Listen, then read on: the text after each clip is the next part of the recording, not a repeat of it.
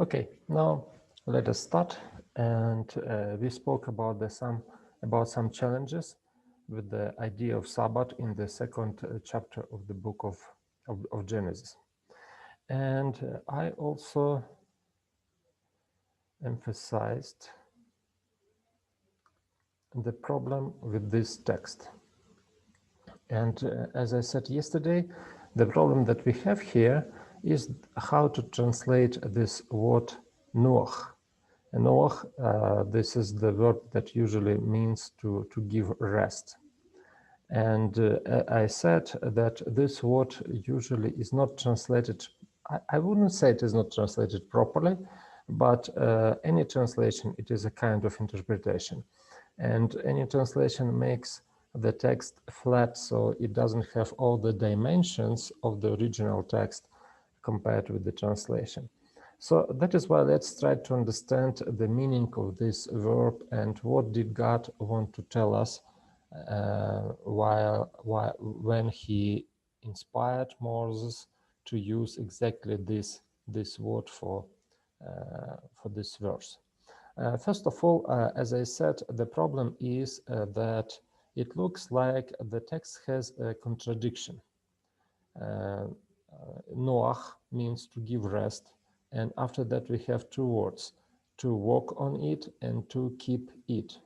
And in this case, it is not clear why we have here to walk and to keep and to rest. How can we combine this?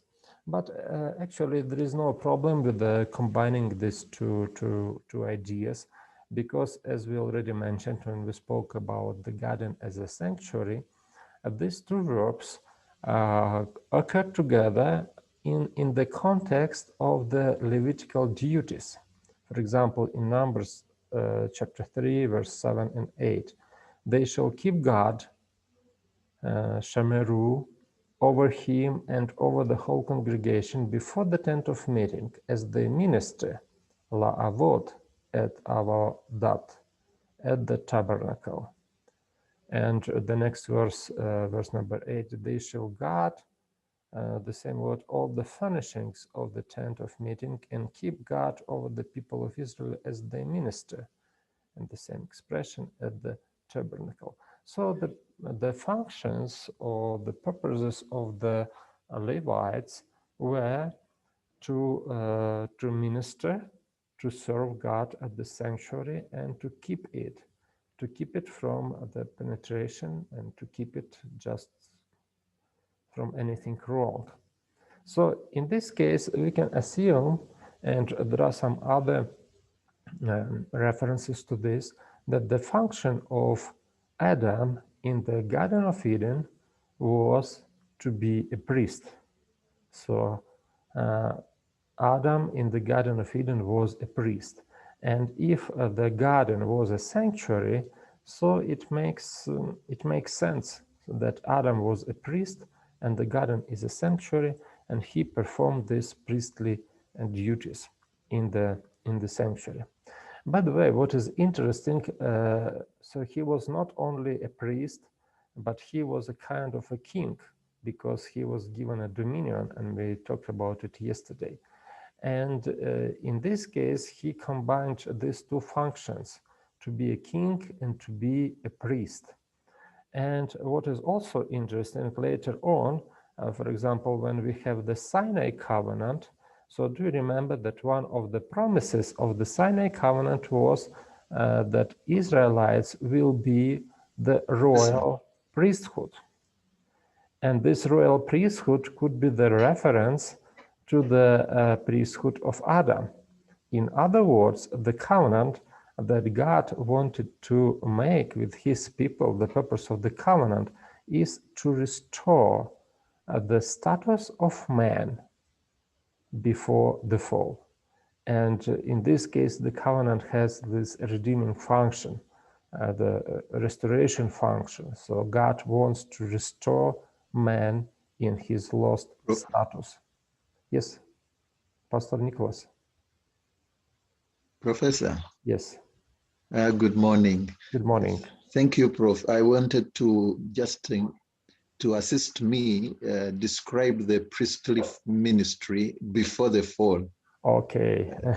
And Yes. that after. Is there any distinction just Of for course. my mental Of course. reconciliation? Yes, yes, yes. So when we speak about the priest in Adam as a priest before the fall, of course, when we speak about this, we have a picture before us, priest of the priesthood after the fall. And the priesthood after the fall means just like bringing sacrifices, meditation, or intercession for the people, and this ministry. But of course, when we speak about the priesthood before the fall, we cannot say anything about that. So most probably what we can say about the priesthood before the fall is that Adam was a representative of God on the earth. And also, when we speak about the priesthood before the fall, we can remember some places in the book of Revelation, for example, when John saw some living creatures that were just beside the throne of glory of God. So probably something similar we can find here. And also, it's interesting when we speak about the royal priesthood of the entire nation.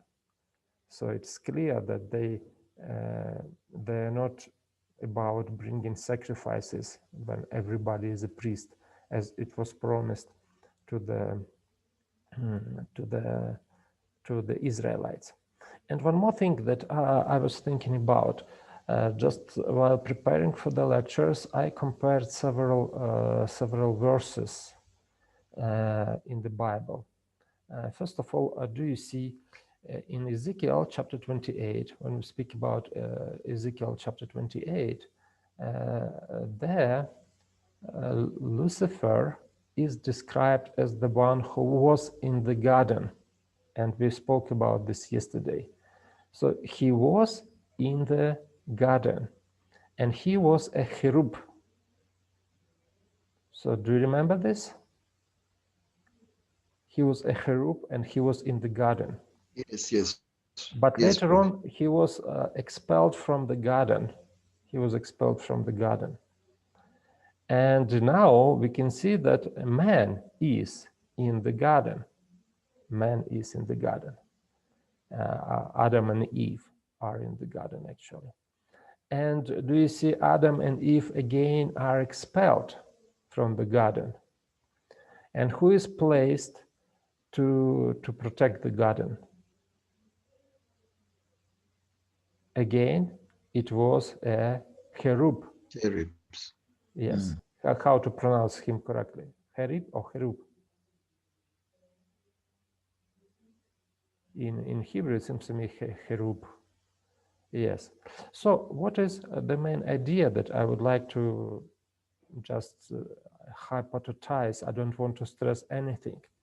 Most probably, the Bible doesn't say anything about that, but most probably the function of man in the garden, and it is related to this priestly function, was a function of a cherub. So cherub is the one who is doing this.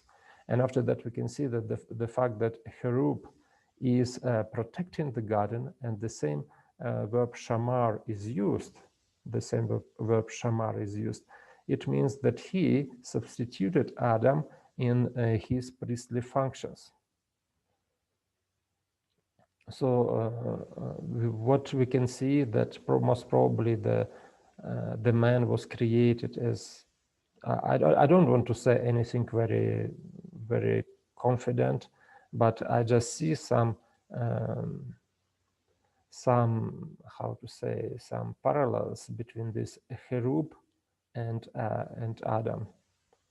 So, and also I remember another text that is written in the first epistle of John, chapter 3 and verses 1 to 2, when John says that we are already the children of God, but it is not revealed whom we shall be. So in this case, we are anticipating some very, very glorious future if we remain faithful to the Lord. So did I answer a question? Yes, Professor, thank you. Okay, so Yes, now Prof.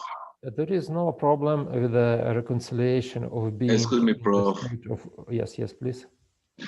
Yeah, in line with Pastor Nicholas' question, I need more clarification on the significance of the priesthood before the fall and after the fall, because I have had the orientation that the priests function in the context of the plan of salvation. So, what was their differentiated function before the fall? I mean, if Adam was a priest before the fall.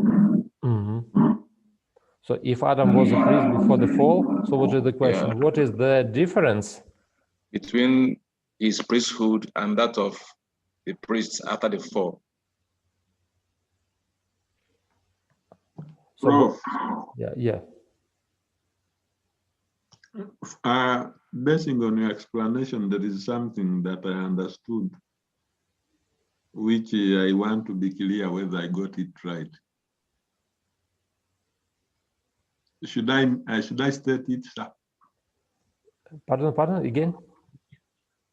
Basing on your answer on Nicholas's question, there is something that I perceived. I don't know whether I perceived it wrongly or rightly. Okay. I perceived it this way, that first and foremost, it's not good to compare, or it's not right or appropriate to compare the priesthood of Adam before the fall and the priesthood of the Levites after the fall. Is it that way?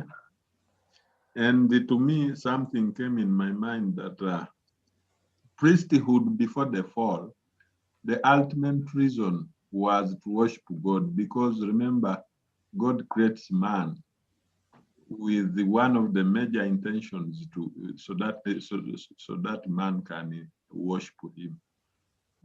So I guess Adam's priesthood in the Garden of Eden was directly, focused on worshiping the Lord. And now, after the fall, the sin comes in, and the system had to change a bit, though it retained the intent.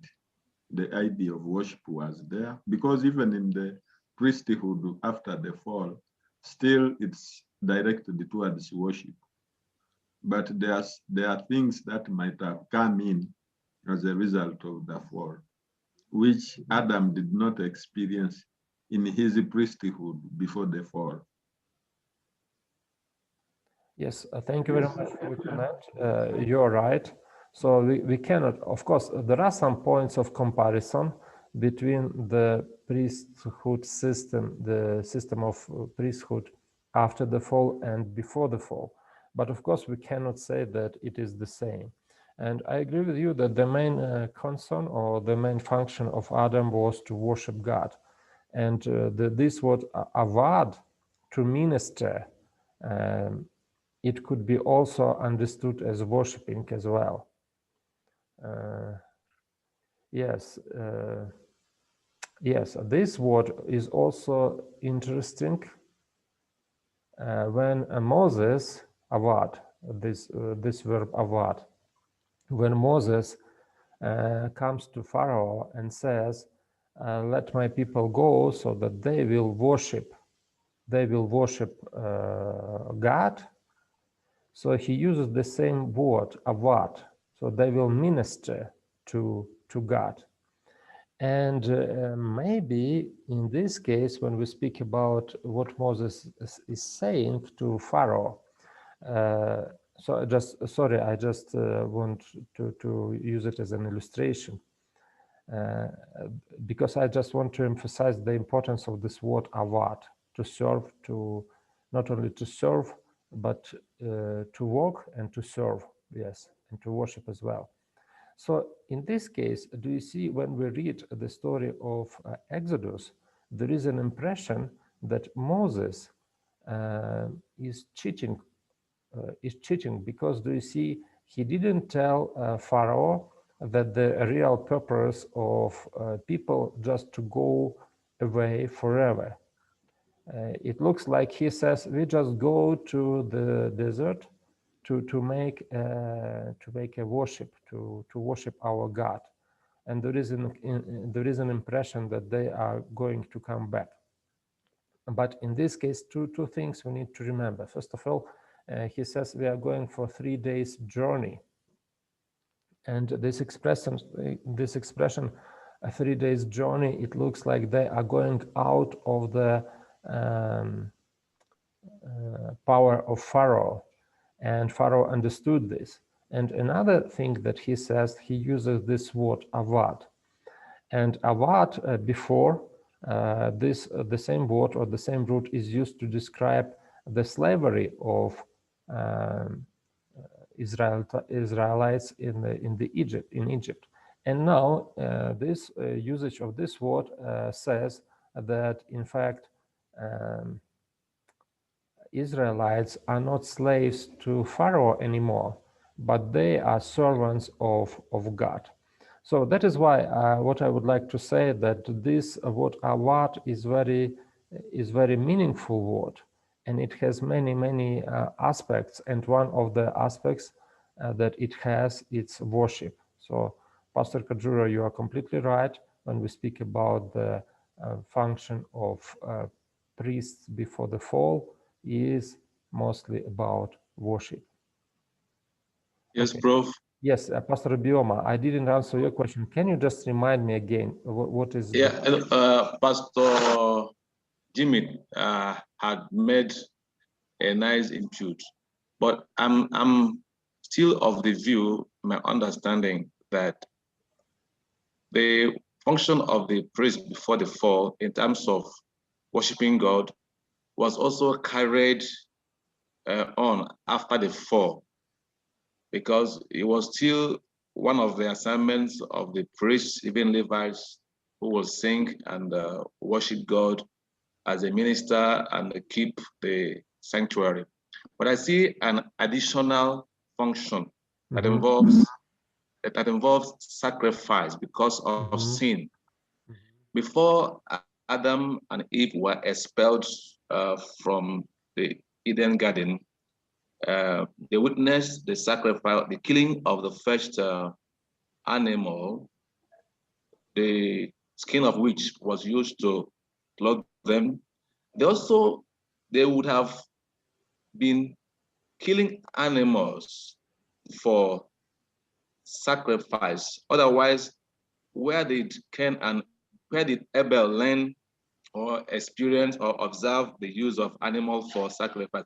So I see additional function to the priests apart from worshiping God. They carried on what Adam did in pre-fall Eden, and also added the issue of animal sacrifice in the context of the plan of salvation. Thank you very much.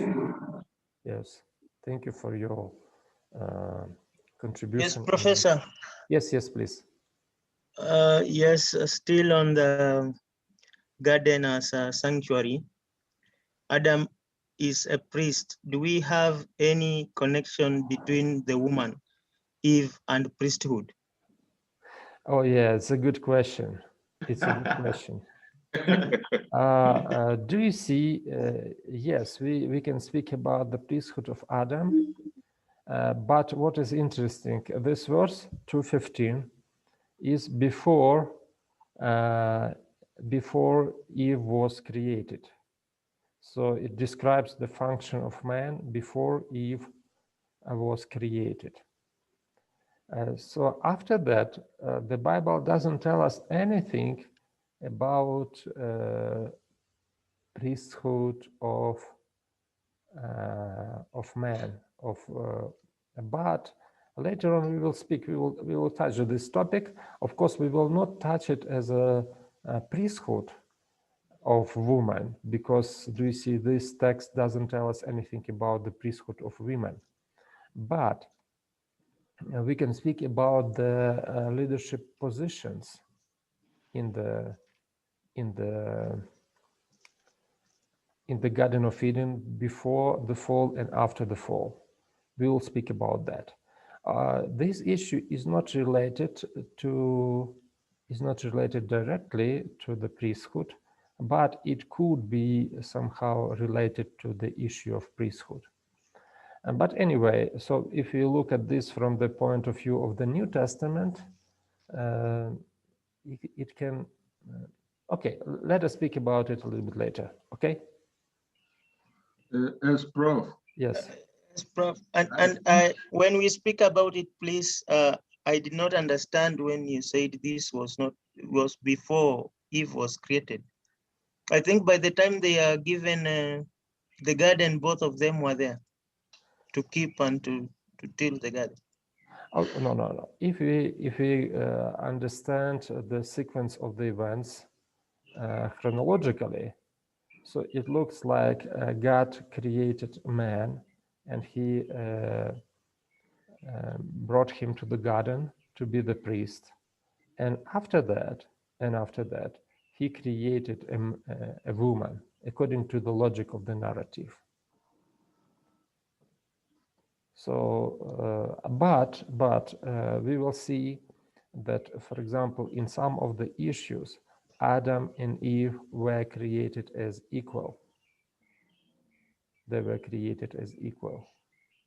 But the text doesn't say anything about the priesthood of women. So But can't it be obvious that if they were equals and Adam has that role, then they both played that role? Okay, let us come to this issue a little bit later. Okay, thank you. Okay, but if anyway, we will not be able to pass it. We will touch this question again. Now we speak mostly about the Sabbath, but because we speak about the Sabbath, it is related to many of the issues that we discussed before. Okay, so shall we move further? Something? Oh, yeah, correct. Yes, say. Yes, please. Pastor White. The issue of priesthood is connected to the sanctuary and the idea of worship. Worship was there before sin and will continue long after sin is eradicated. So it appears there must be some aspect of priesthood, because Jesus is a priest forever. And there must also be an aspect of sanctuary, which was there before sin and after sin. So I think maybe in our studies, we should discover what aspect the Lord needs us to know now regarding this sanctuary and the idea of priesthood. We may not have a lot of evidence so far regarding the exact role that Adam played before the fall, but whatever the Lord reveals through you, we should carefully accept it as we go along. Thank you, Prof. Thank you. Thank you. Okay, shall we go on? Yes, Prof. Let's go on. Yes, Prof. Let's proceed. Okay, so now let's look at the meaning of the verb noach. It is usually used with the two senses, like to settle and to take a rest. And I gave you just several examples. But in both cases, like these meanings of this verb are very, very closely related to each other. Like, for example, to place, if something is placed, so it found its rest, so it is rested, like this. So sometimes this verb is used, for example, in the expressions like I was doing something with the tool, like with the hammer, and after that I put it aside. So when I put it aside, the hammer is resting. So I put it, I settle it, or I just put it. So in this case, it is rests. It rests. So look at several examples of how this verb is used. For example, in Genesis 8:4, and in the 7th month, on the 7th day of the month, the ark came to rest on the mountains of Ararat. So do you see, the idea is just after this flood, when the flood is over, the ark found its resting place. So those adventures at the sea are over, and the ark is resting.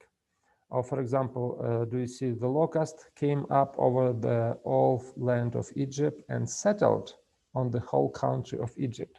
So they also rested, the locust rested on the country of Egypt.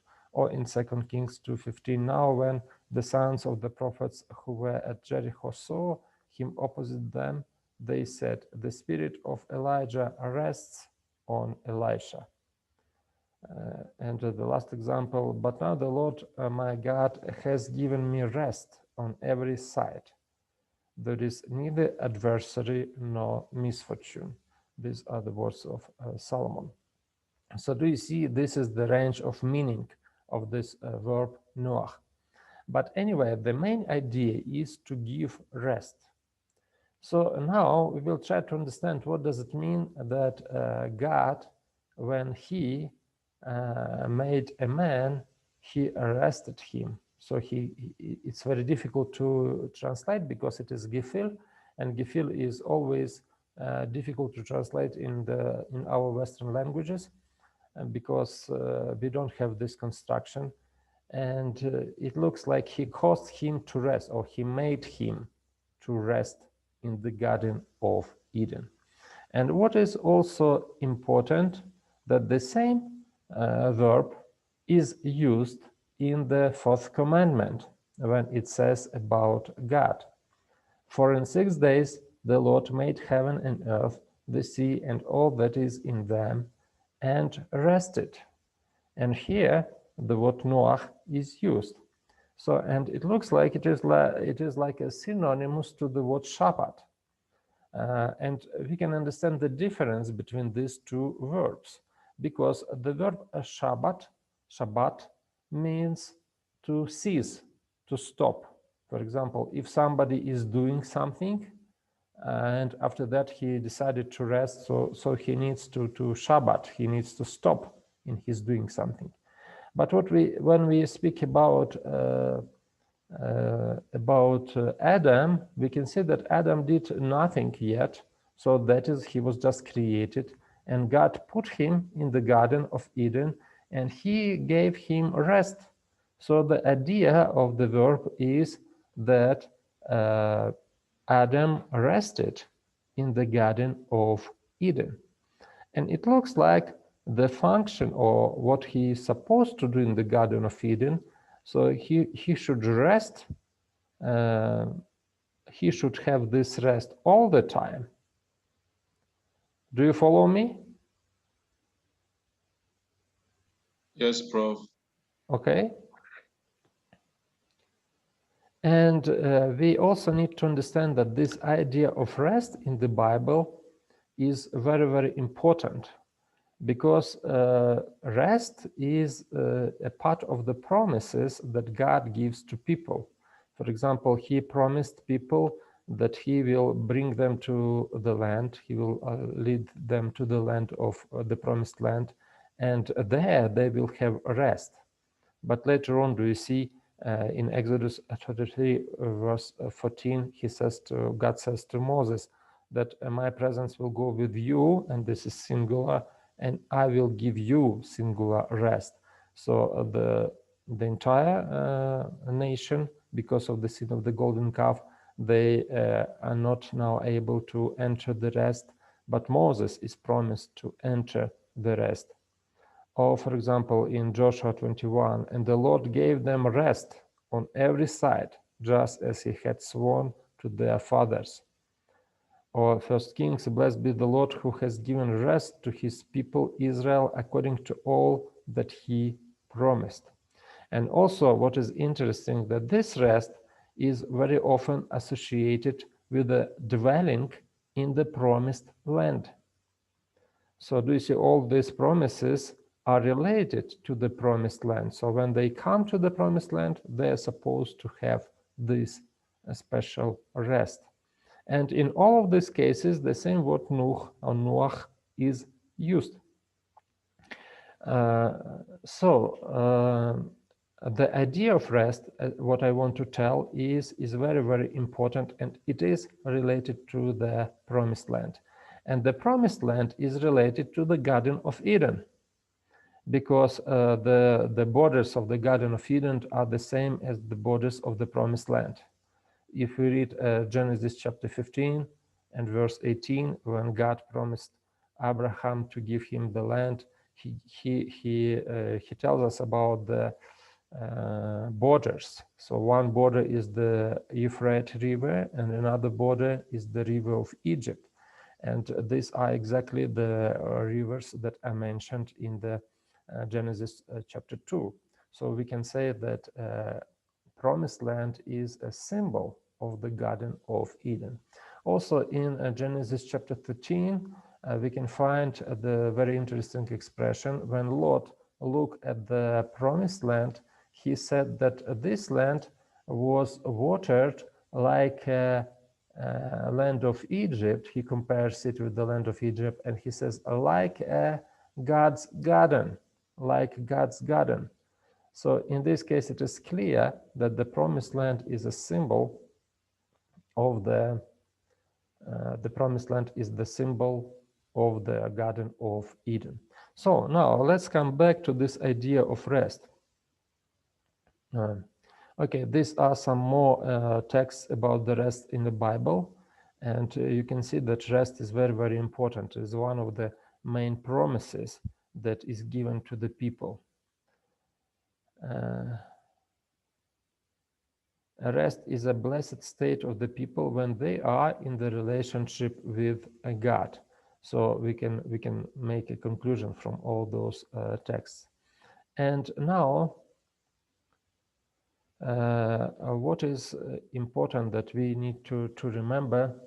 Do you see the representatives of the framework theory? They made one mistake when they spoke about the rest of God. It looks like God created Sabbath for himself, according to their theory, because God himself rested on Sabbath day, and they say nothing about the people, so that the people should rest on the same day. But it is just like God's idea of rest. So it looks like the Sabbath was created just for God, for him to rest. But we know, for example, from the Gospel of Mark, that Jesus said that the Sabbath was made for man, not man for the Sabbath. And this is a clear reference to the Genesis narrative, because this verb egeneto, so Sabbaton diaton anthropon, or for the sake of anthropon, egeneto. So Sabbath was made for the sake of people. And in this case, we can say that Sabbath was really done for people, for Adam and Eve, while they were in the Garden of Eden. The absence of the formula, there was evening, there was morning, day sense, could be explanation as intentional. The rest of man should not cease in the Garden of Eden. It should be a continuous rest that came to the end when the first people committed a sin. Although in Genesis 2 there is no command to keep the Sabbath, but Genesis 2:15 is an equivalent of such a command. People are supposed to enjoy the rest continuously. So are you following me? Yes, Prof, we are following. Is it clear so far? Yes. So how I Yeah, would like, Prof. yes. Prof, just there, why then do we have the problem? Is it with the framework theory, which says God is still resting? Yeah, this is If according. Sabbath rest was continuously, it Okay, is no. continuous. Yes. So do you see the idea of rest is that rest should not come only one day, but this verb Noach and the fact that when God created Adam, he placed him in the Garden of Eden. He gave him rest in the Garden of Eden. And after that, we have the seventh day, Sabbath, yes?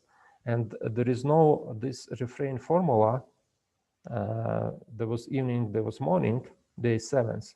So as I understand it, God's intention was that the rest should never come to the end. It should last it like forever. But the problem is the sin. Because of the sin, the rest just finished. So the rest and sin are not compatible. So we cannot have rest if we are sinful state. So that is why, as I understand it, the first intention to make this rest continuous, it didn't come true, and that is why we have this cycle, 6 days, and after that 7th day. So it looks like this day ended.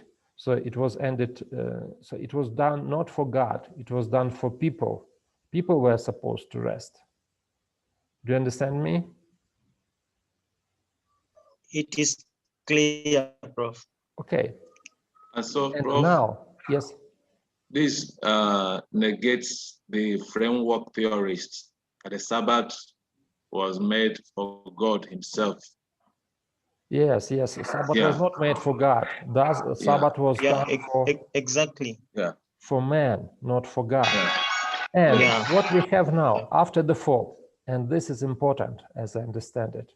After the fall, what we have, God says that you, man, should work 6 days as you live 6 days as you live in this world.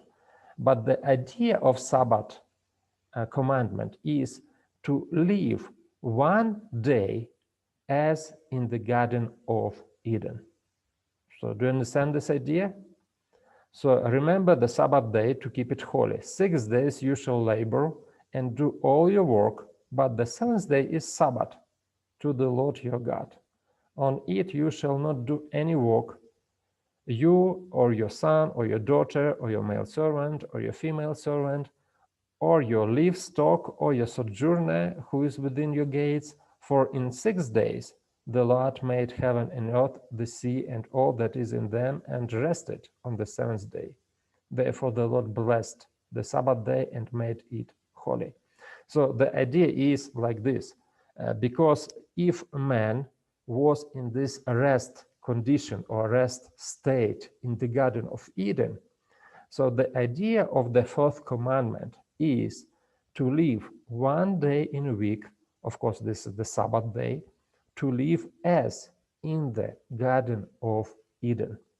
So it looks like we need to remember how the life was in the Garden of Eden, and we need to repeat this Garden of Eden while living here on the earth, at least for one day. Did you get it? Yes, Professor. And I would like to make some confirmation, to bring some evidences to confirm this idea about the Sabbath rest. So do you see here, I would like to say that this commandment is like a revolutionary commandment in the ancient Near East. So what I mean, according to this commandment, what happens? If, for example, I have a slave, so this slave is my slave only during the 6 days of the week. But the next day, the seventh day on the Sabbath. He is not supposed to be my slave, because he is supposed to live as in the Garden of Eden. But in the Garden of Eden, there was no slaves. So everybody was equal. So do you understand this?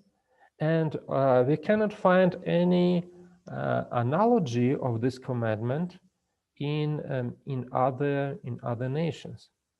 But so you will have a class with Dr. Kairos next Monday, and I remember one day we took a class with him, Doctrine on Sabbath, and he gave a very, very interesting idea. He mentioned very interesting idea about Sabbath before Sinai.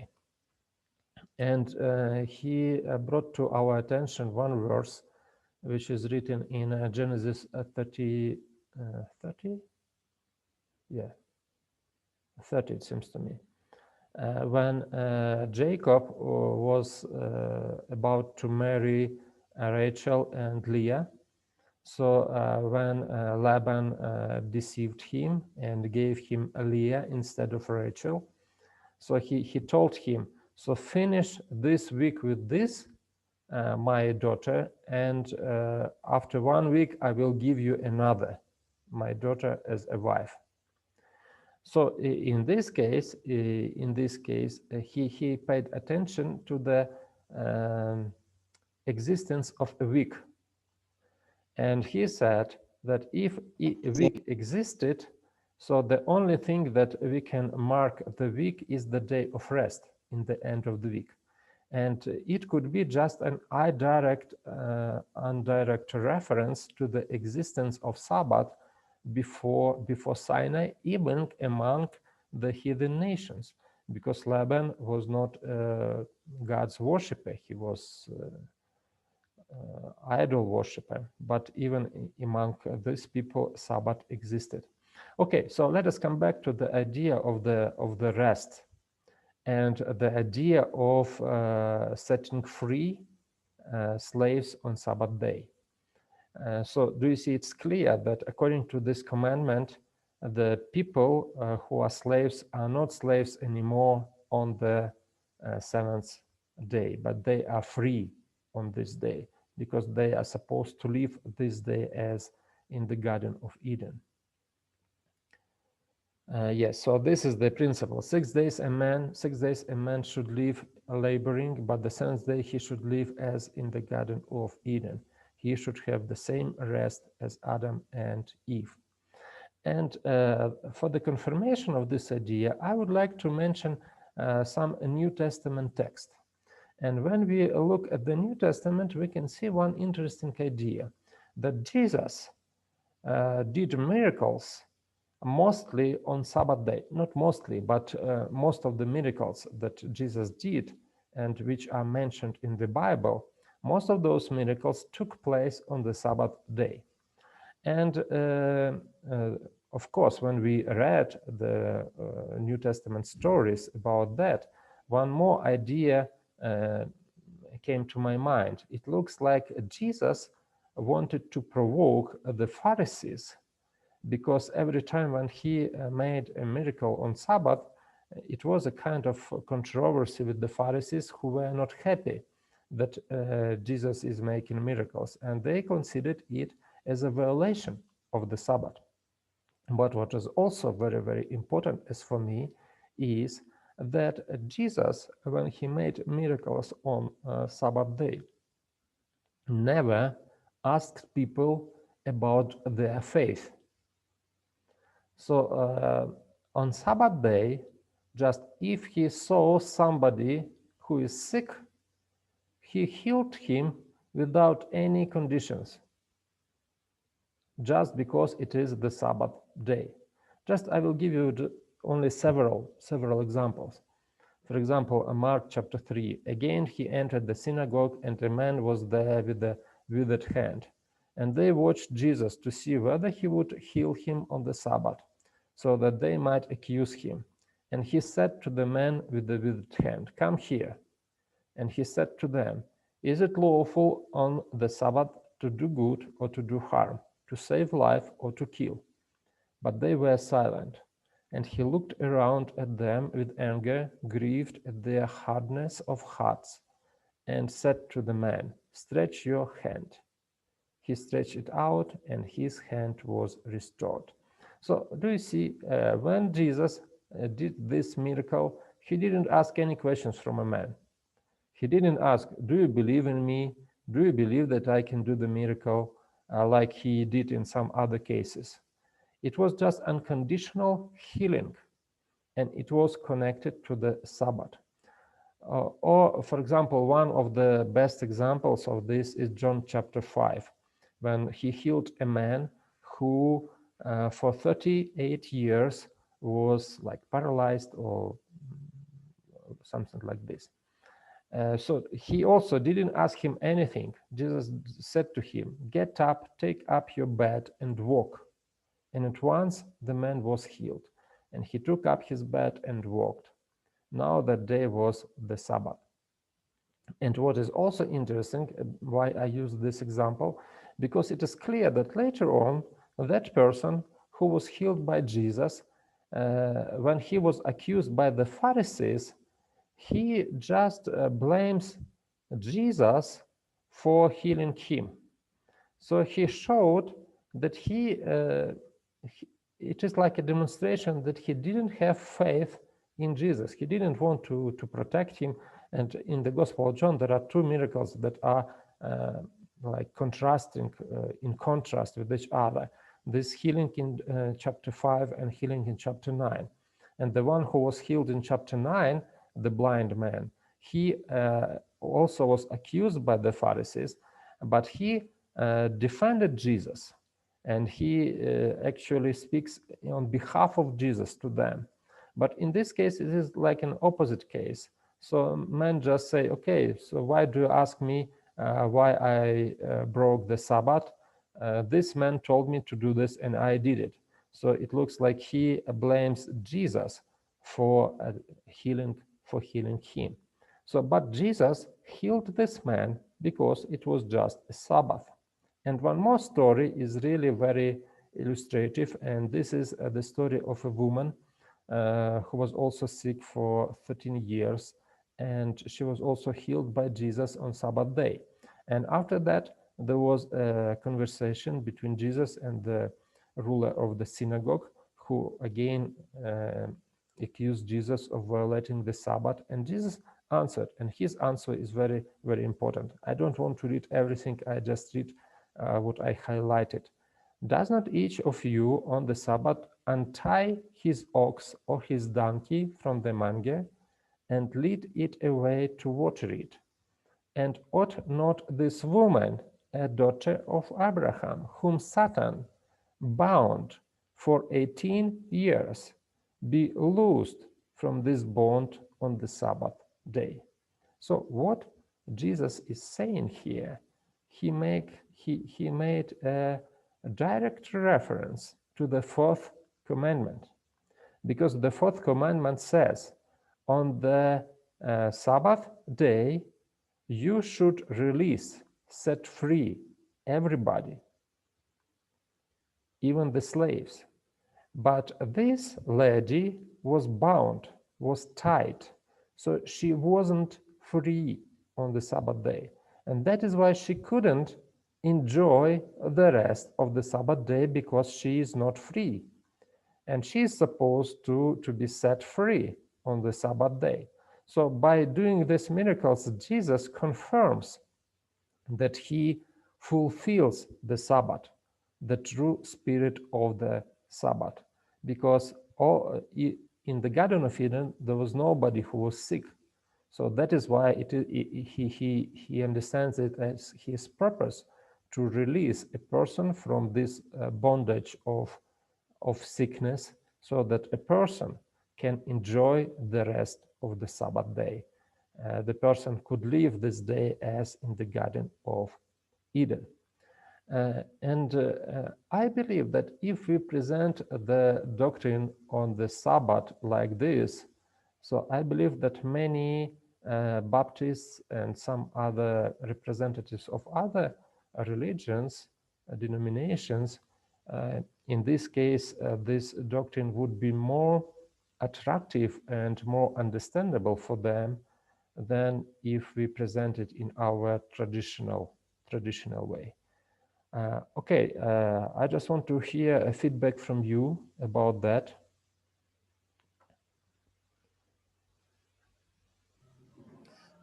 So from the comments you made about the healings on Sabbath, you have given me an impression that when he was healing on Sabbath, there was no condition, but healing on other days, he seems to have been giving conditions.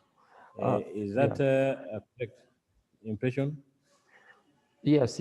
So do you see what I want to tell is that we cannot find any case on that Jesus, so we can find some other cases when Jesus healed, or there are some reference in the New Testament when it says he cannot make a miracle or he cannot do any healings because people didn't believe in him.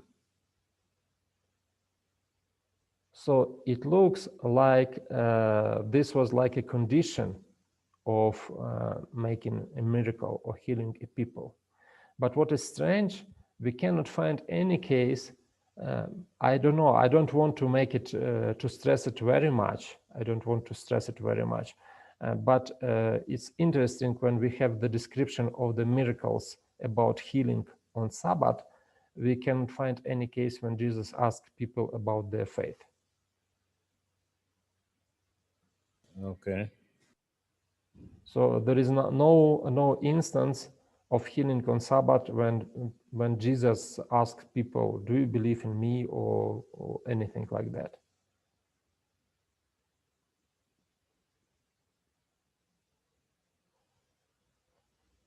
Thanks, Okay. bro. Yeah. Thank you. Yeah. Any other questions or any feedback from you? Prof, Yes. I'll take you a little bit back.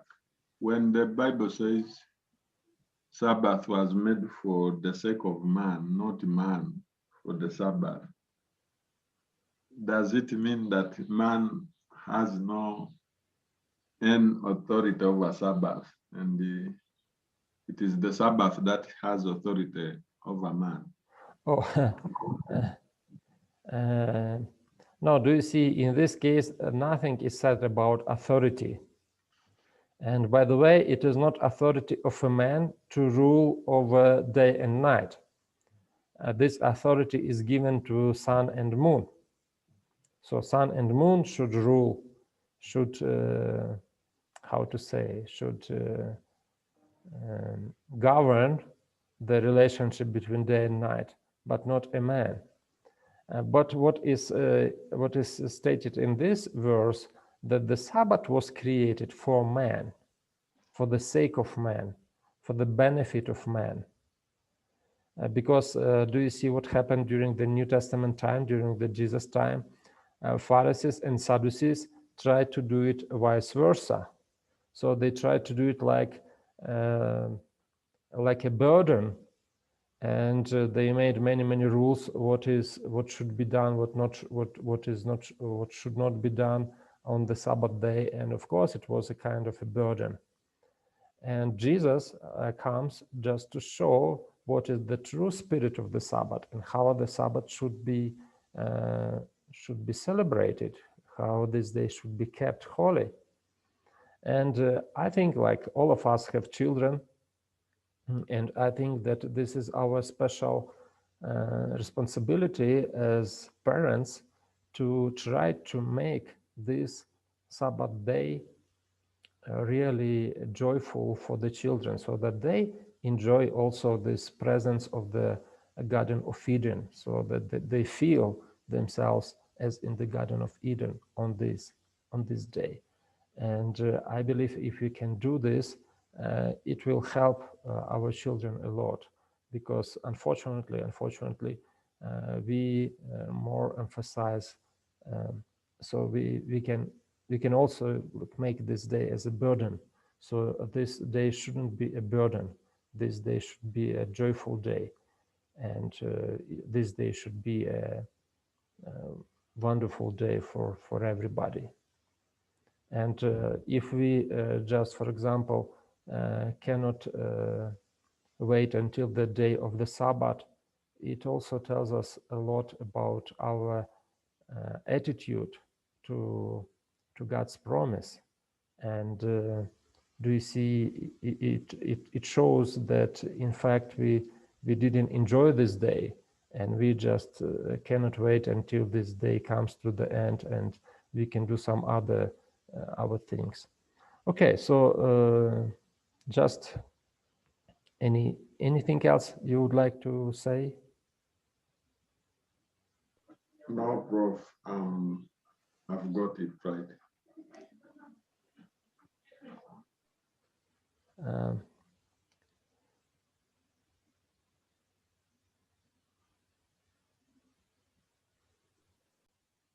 So now let us speak about the creation of a woman.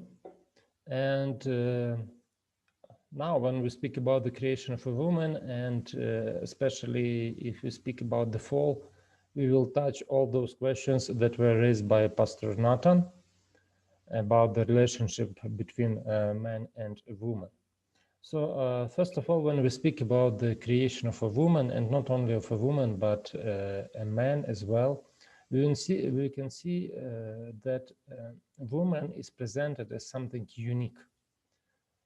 For example, do you see the creation of man is depicted very similar to creation of the animals. For example, when the animals were created, it is said that God formed Adam from the ground. This is the creation of Adam. The creation of animals is described in a similar way. Vayitzar Adonai Elohim min ha'adama kol hayat hasadeh ve'et kol of hashamayim. So do you see this similarity just tells us that man is created like in the same way as animals created. Of course, man is an image of God. That is why man is different from animals. But the creation of woman is presented in a completely different way. So if a man was created from the earth, from the ground, a woman was not created from the ground. She was created from Adam's rib. She is the first of creation to come from a living being. God creates the man first and derives the woman from the man to ensure that she is his equal in substance and to maintain the unity of the human family. Thus, they enjoy a unity despite their sexual difference. And this interdependence is explicit in the expression one flesh. So it's clear that woman is presented differently than even a man. And also it is important that the Bible emphasizes equality of woman with a man. Very interesting issue you can find in Genesis chapter 5, verse 1 to 2. This is the book of the generations of Adam. When God created man, he made him in the likeness of God. Male and female he created them, and he blessed them and named them men when they were created. So have you noticed this one? So it is, according to this verse, both of them were named men. Adam.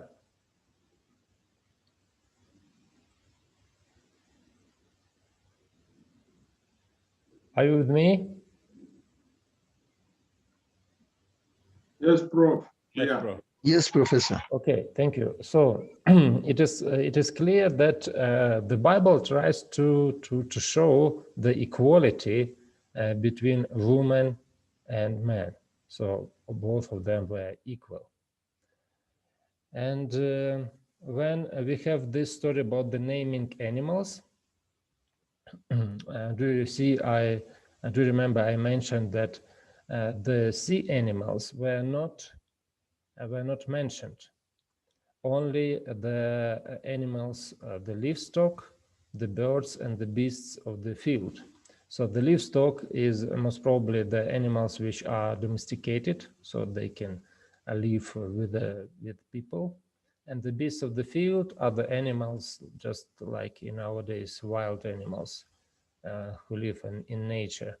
And the birds, clear, these are the birds. So the sea creatures were not called by Adam. At least the Bible doesn't tell us anything that Adam called the sea creatures. But it can be explained by the context of the narrative, because naming of the animals is mentioned, the story is mentioned in the context of looking for a helper for Adam. So God saw that it is not good for a man to be alone, and he brought to him all the animals, so just to see how he called them. And it was clear that it was done in a special intention, that a man should understand that there is no suitable partner among the animals. And of course, in this case, it could be clear why the sea creatures are not mentioned, because among the sea creatures, nobody could be the suitable partner for Adam.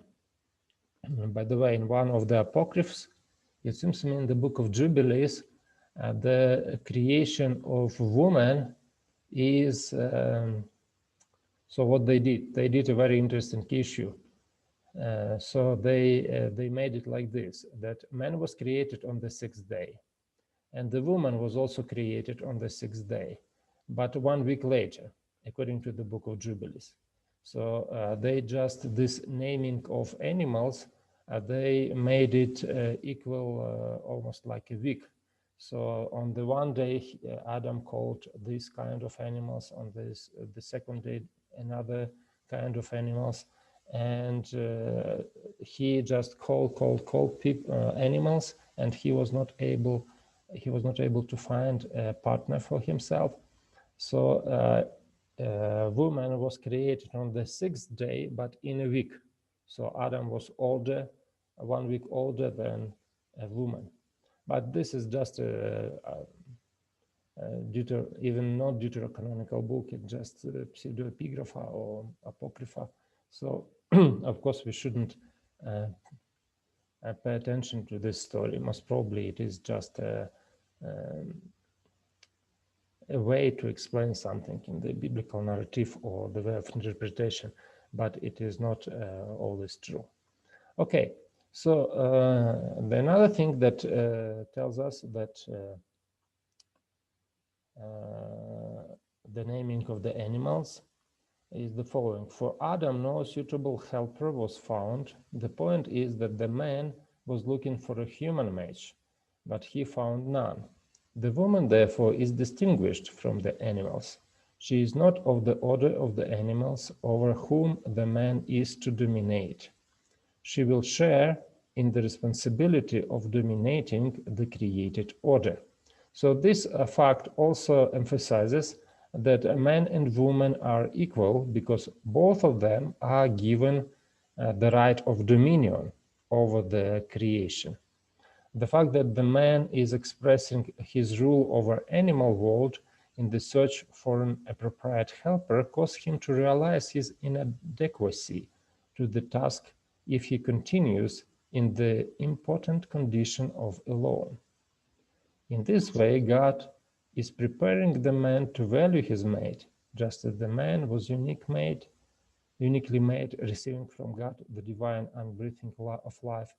The woman's creation is, in the narrative, was also unique.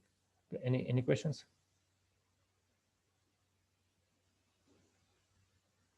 Okay, and one more thing that I would like to mention, and it is an interesting detail, that woman was made from tsela, and tsela could be translated as rib or also could be translated as side.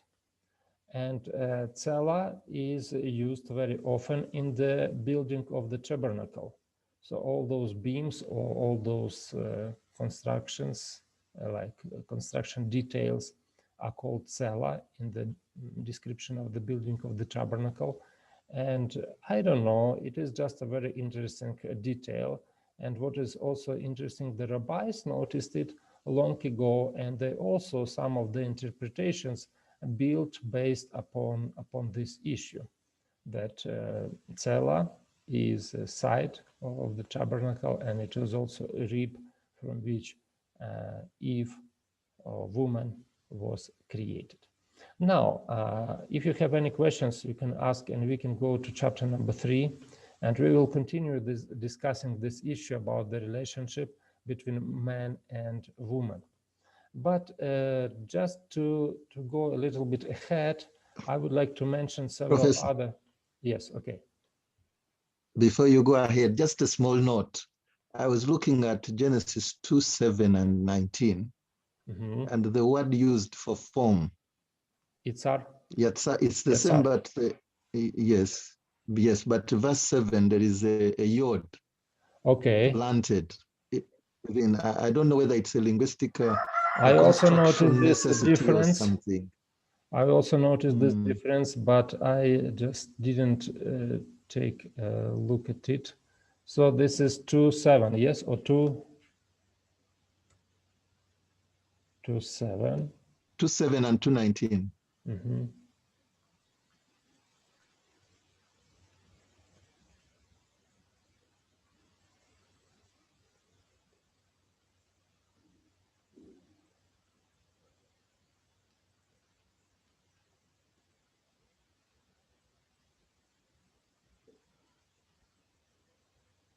Okay, so this is the verb with the first yud, and it looks like this is the same verb, but the only difference is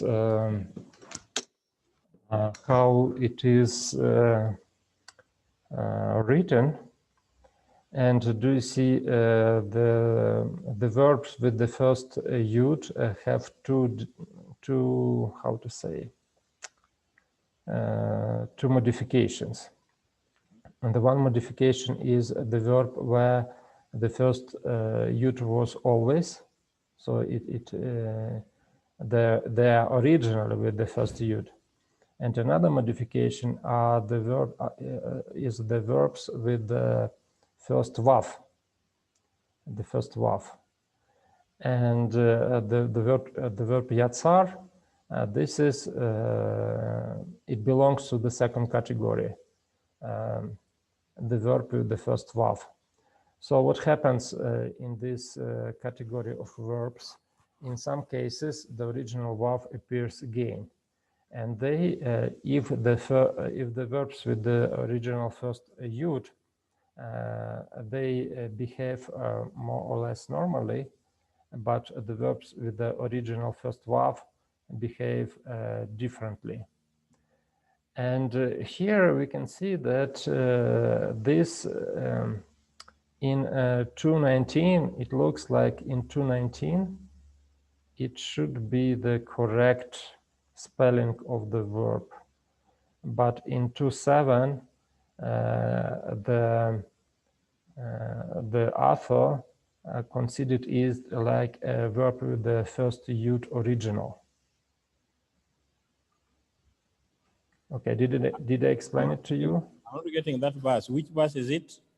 Yes, which verb is it? Prof.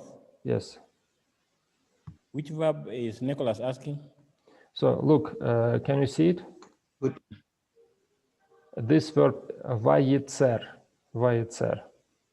Yes, I'm seeing it. Could it be that they wanted to make a distinction? Oh, good idea. Yeah, it's a good idea. I didn't think about it from this point of view. Maybe the author wanted to make a distinction between the creation of man and creation of animals. So do you see it is Bible, this accordance tells me that it is Vav consecutive third masculine singular. So it's kal, it's a normal form of the verb. And if you go to 2.7, here we have the same kal, Vav consecutive, third masculine singular, but we have it with additional yud. Additional yud. Usually, when we have this type of verbs, only in case if the yud is original yud from the very beginning of the history of the language, it remains in the word. In other cases, if it is not original, so it conflates, like two yuds should conflate together. And usually what is supposed to be done here, it should not be hirik beneath the preformative, but it should be tsere, because two yuds conflated together, merged together. The Masoretes wanted to indicate it somehow, so they put tsere here. And it is supposed to be yetzer, yetzer.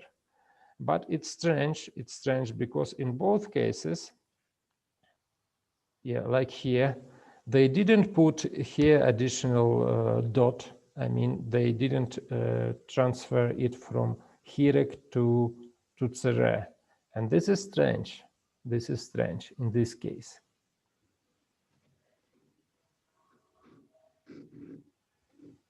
And we need to check it in the dictionary how, and you can also just search, make a search and to see how this word is used in Vaiktol. Just 1 minute, please.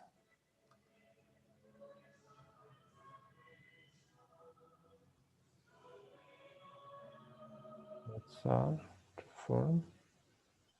And let me search for Vaiktol usage.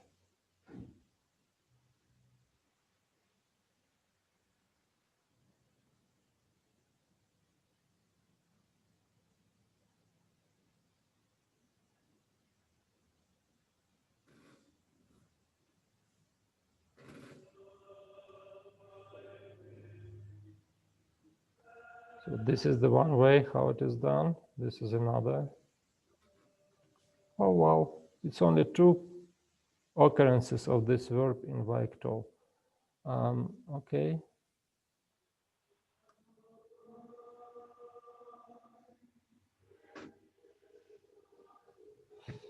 Yes, but the idea suggested by Pastor Nicholas is very interesting. So we can assume that maybe really the author or the scribe wanted to make a difference between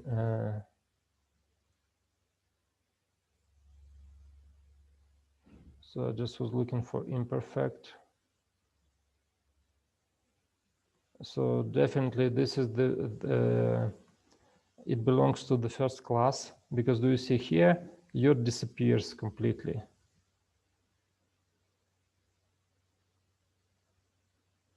And if we try to make it give fill,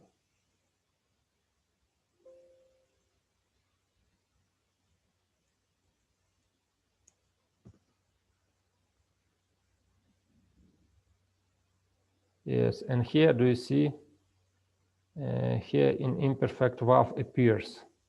So this is exactly the root with the first vav original.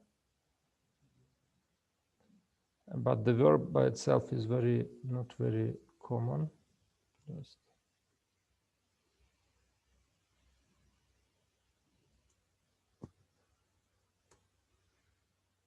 so you have 41 occurrences.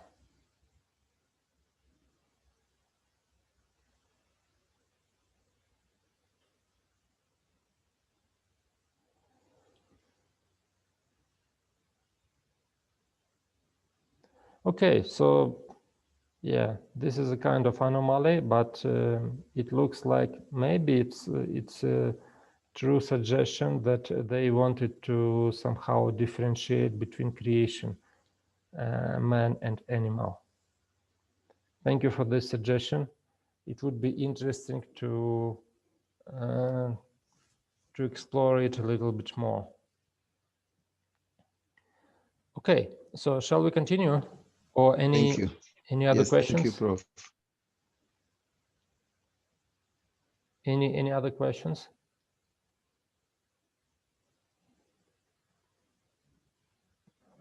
Okay, so let us continue.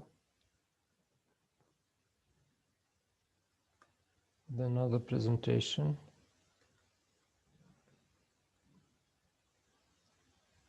And let us go to Genesis chapter 3. And this chapter, as well as chapter 2, is very important. And those chapters provoked a lot of different debates and provoke different ideas about the interpretation of this chapter. And the temptation, the third chapter starts with the temptation. And here, from the very beginning, we have the first interesting pun or wordplay with the end of chapter 2 in the beginning of chapter 3. And I will just translate it. This is the first line is the end of chapter 2. And both of them were naked, Adam and his wife, and they were not ashamed. And they were not ashamed. And again, this verse is just like an anticipation of the fall, because later on the idea of shame appeared. So do you see, it looks like the author in many places put some hints that the sin should come into the world. So this kind of analepsis that we can find very often in those chapters of the book of Genesis. And the next one, V'chanachash haya arum mikol hayat hasadeh. So arum and arumim, definitely these two words are very similar, but the meaning of the words are different. While arumim means naked, arum means cunning or crafty, how it is translated. So the serpent was craftier or more cunning than other animals of the field, or other, in other words, like wild animals, not domesticated animals. Okay, and what is also interesting later on in verse 3:7, we have the repetition of this word arum, but it is written with a slight difference, so it is not the same as here. There is a difference in meaning between arum, naked in 2:25, and arom. So do you see the difference? Naked also in 3:7. So the same word has two different spellings, and in one case it is arum and it is arom. Although both terms are infrequent in the Pentateuch, the latter is distinguished by its use in Deuteronomy 28:48, where it depicts the state of Israel's exiles, who have been punished for their failure to trust and obey God's word. Because you did not serve the Lord your God joyfully and gladly in the time of prosperity. Therefore, in hunger, in thirst, in nakedness, arom, and dire poverty, you will serve the enemies that the Lord sends against you. So do you see here, this is from Selheimer, how he explained, the effect of the fall was not simply that the man and the woman came to know that they were arom, naked. Specifically, they came to know that they were arom, naked, in the sense of being under God's judgment, as in Deuteronomy 28:48. So the difference is that here we have this statement, arum, they were naked, but they were not ashamed. So they were not under the God's judgment here. So they were just naked. But later on in 3:7, when they saw, when their eyes were opened, and they saw that they are naked, they were ashamed. And the same word is used in Deuteronomy 28, and it is an indication that being ashamed means being under the judgment of God. Okay. And now we can see this temptation. Satan tries to tempt Adam and Eve, and he tries to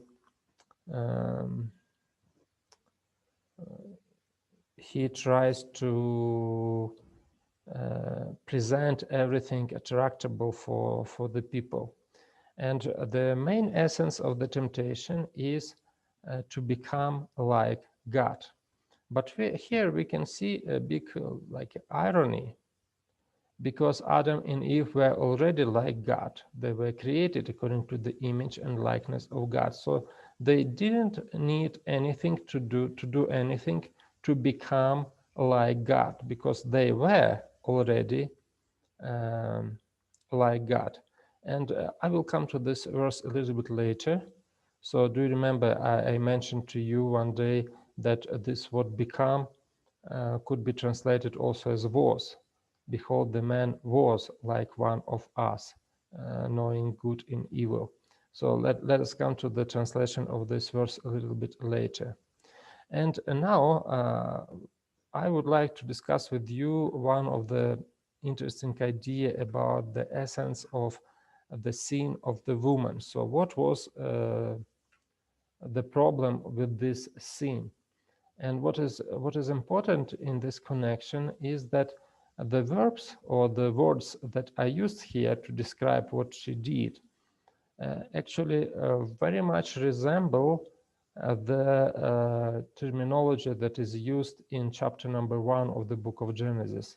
So when the woman saw that the tree was good for food, and that it was a delight to the eyes, and that the tree was to be desired to make one wise, she took of its fruit and ate, and she also gave some to her husband who was with her, and he ate. So the words that I use here is the woman saw that the tree was good. So these two words are very, very essential here.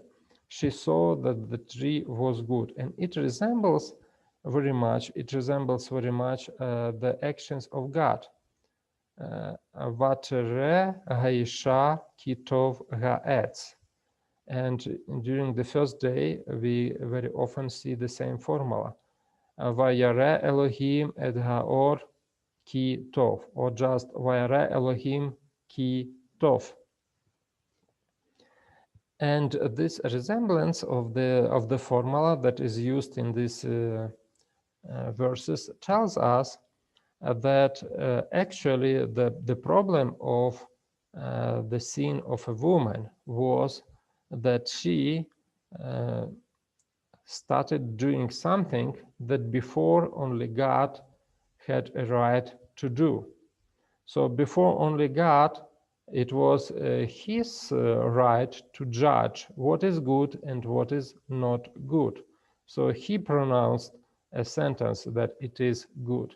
But now it looks like Eve wanted to decide for herself what is good for her and what is not good. And it looks like this is the main idea of sin that we can find in this Genesis chapter 3. And what is also interesting, it looks like this is a paradigmatical sin because it is repeated again and again and again in the book of Genesis, and not only in the book of Genesis, but in the book of Exodus as well. Vayirau bene Elohim et banot ha'adam ki tovot. So this is in Genesis 6:2, and the sons of God saw the daughters of men that they are good, or they are beautiful, how it is translated in some of the versions. So do you see, it is the same, the repetition of the sin of Adam and Eve. When a person decides for himself what is good for him. And I think that this problem is repeated in our days very, very often. When today people decide for themselves what is good. So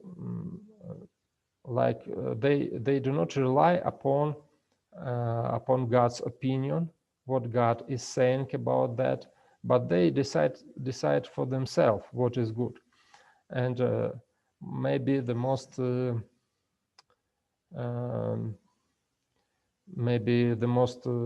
brightest example is the example of LGBT in our society. So in the Bible, we can clearly, it is clearly stated that any such practice is prohibited. It is not good. It is evil. But in today's world, it looks like people decided for themselves that it is not evil. It is good. So people want to make this decision themselves. And in this case, I believe that they repeat the sin of Adam and Eve. And even if in our own life, if we know the will of God, what God says about this or that question, but if we ignore it and made decision for themselves, so in this case, we can also repeat the sin of Adam and Eve. And what happens after that? After the sin, we can see that Adam and Eve are hiding from God's presence.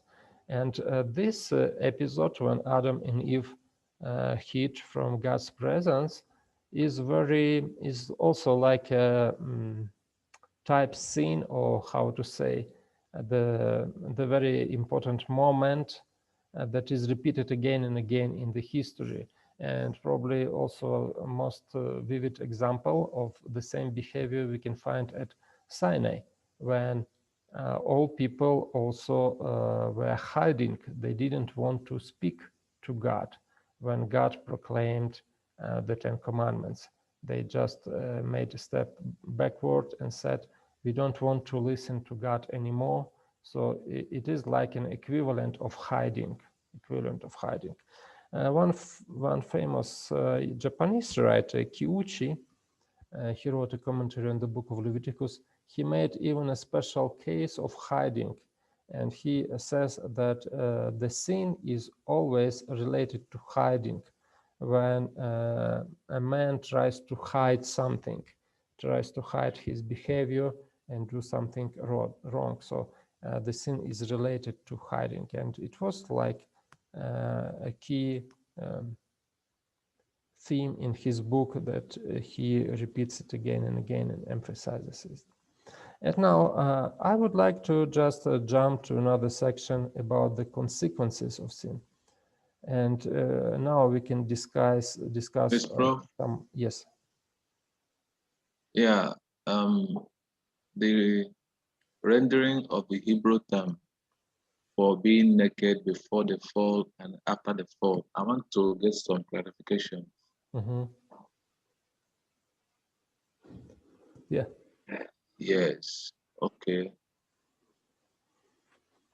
A room. They mean the same thing but different. Yeah, there are some the meaning is the same. Some differences. Huh? It looks like the meaning is the same. Yes. Okay. But the different this thing, what do I call it? Vowels. Yeah. Okay. So different vowels are used, and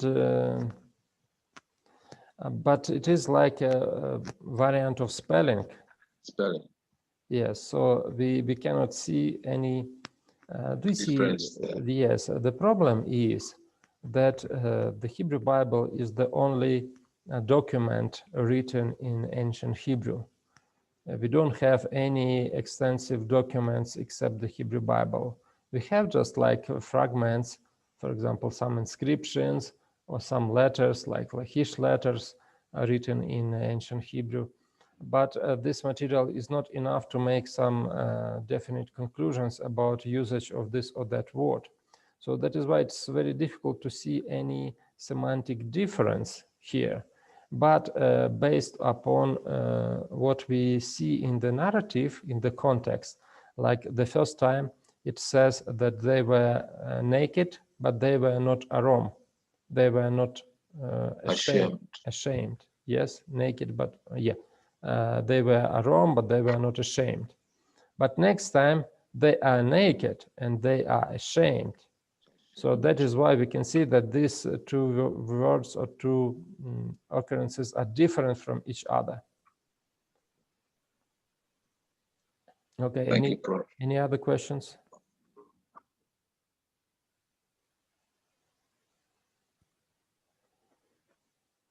Okay, so now let us discuss the consequences of sin.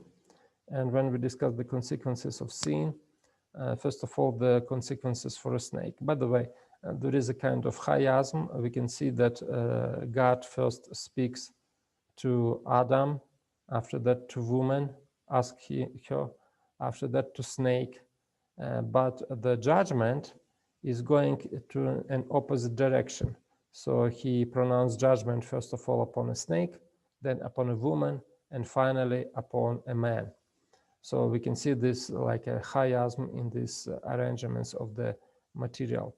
So now let us discuss first of all the consequences for a snake. And there are so many interpretations about that. So of course it is probably impossible to mention all of them. But what we can see even in this description of the judgment or consequences for a snake, so we can see that there are many echoes in this to the previous, to something previous. So in most of the cases, we can see that the punishment or consequences are somehow related to the transgression. So what was the transgression? The punishment should be of the same kind or very similar to that. For example, what is said about the snake? So the introductory formula, yeah, by the way, the snake is the only one that doesn't say anything after the beginning of chapter 3. So it looks like he doesn't, there is no opportunity, the opportunity to defense is not given to him, and he is silent till the end of the chapter. And we can find many echoes to the previous narrative. Because you have done this, it is like an echo to verse number 13. What is this that you have done? When God addressed the woman. And also the formula is also the same. Like, for example, you are more cursed than all wild animals. And it like an echo of what is written in 3:1. The snake was more shrewd, arum, than all the wild animals. So arum, arur sounds very, very similar. So most probably here the author is playing on the sounds of the words. Yes, but I would like to pay your attention to another thing. So do you see what is written here? You are more cursed than all wild animals. But in the text, we cannot find anywhere that God says that the animals were cursed. So, and this is related to the topic of Pastor Kajura of today's devotion. So why is used here, why is this expression used here? You are more cursed than all wild animals. Because according to this expression, it assumes that the wild animals were also cursed. How can we explain it? Do you have any ideas? Prof, is it like that also in Hebrew, or is it mistranslation? In Hebrew, we have mean there. Just let me show. And it is clear that, not clear, but it can be easily, we can say that this is a comparative of adjectives. 3:14. Yeah. Vayomer Adonai Elohim el Hanachash ki asita zot arur ata mikol habehema u mikol hayat hasadeh. On the belly, but where the belly is hapax legomenon, it doesn't occur anymore. On the belly, you will go, and the dust you will eat all the days of your life.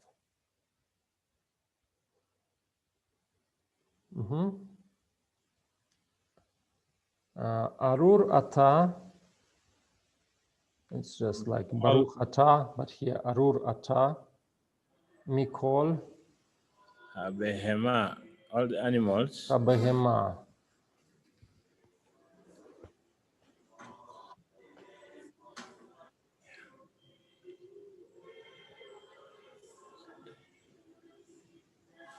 So were the animals cursed?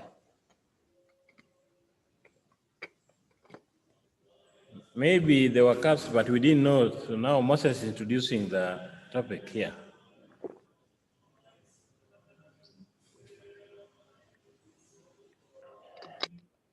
We can explain it a little bit differently.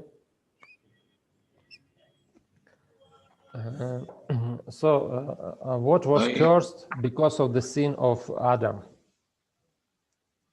The ground was the cursed. Ground, yes, the ground was cursed. And all the animals were made from the ground. From the ground.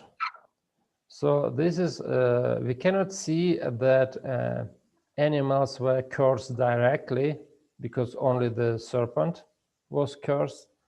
But it could be just like an indirect indication that something happened in the animals' world as well. So they also had some consequences of this fall. And the same is true about Adam, because Adam was also made of dust of the earth. So he was done from Adamah. And when Adamah is cursed, so it looks like Adam got this fallen nature. And this is like a doctrine that we teach, that the sin is actually not just a behavior of the people. The sin is in the essence of the person, because so when the earth, Adamah, was cursed, and we are made also from Adamah, so we also have these consequences of this curse. Okay?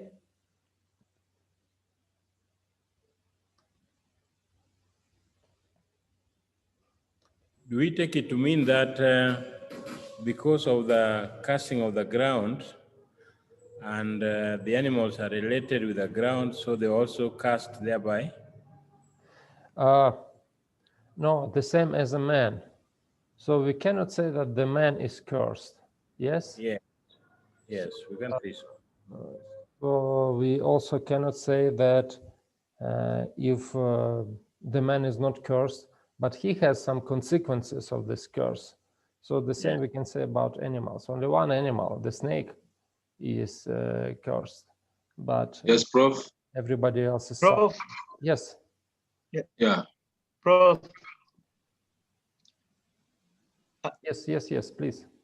I don't understand when we say man was not cursed.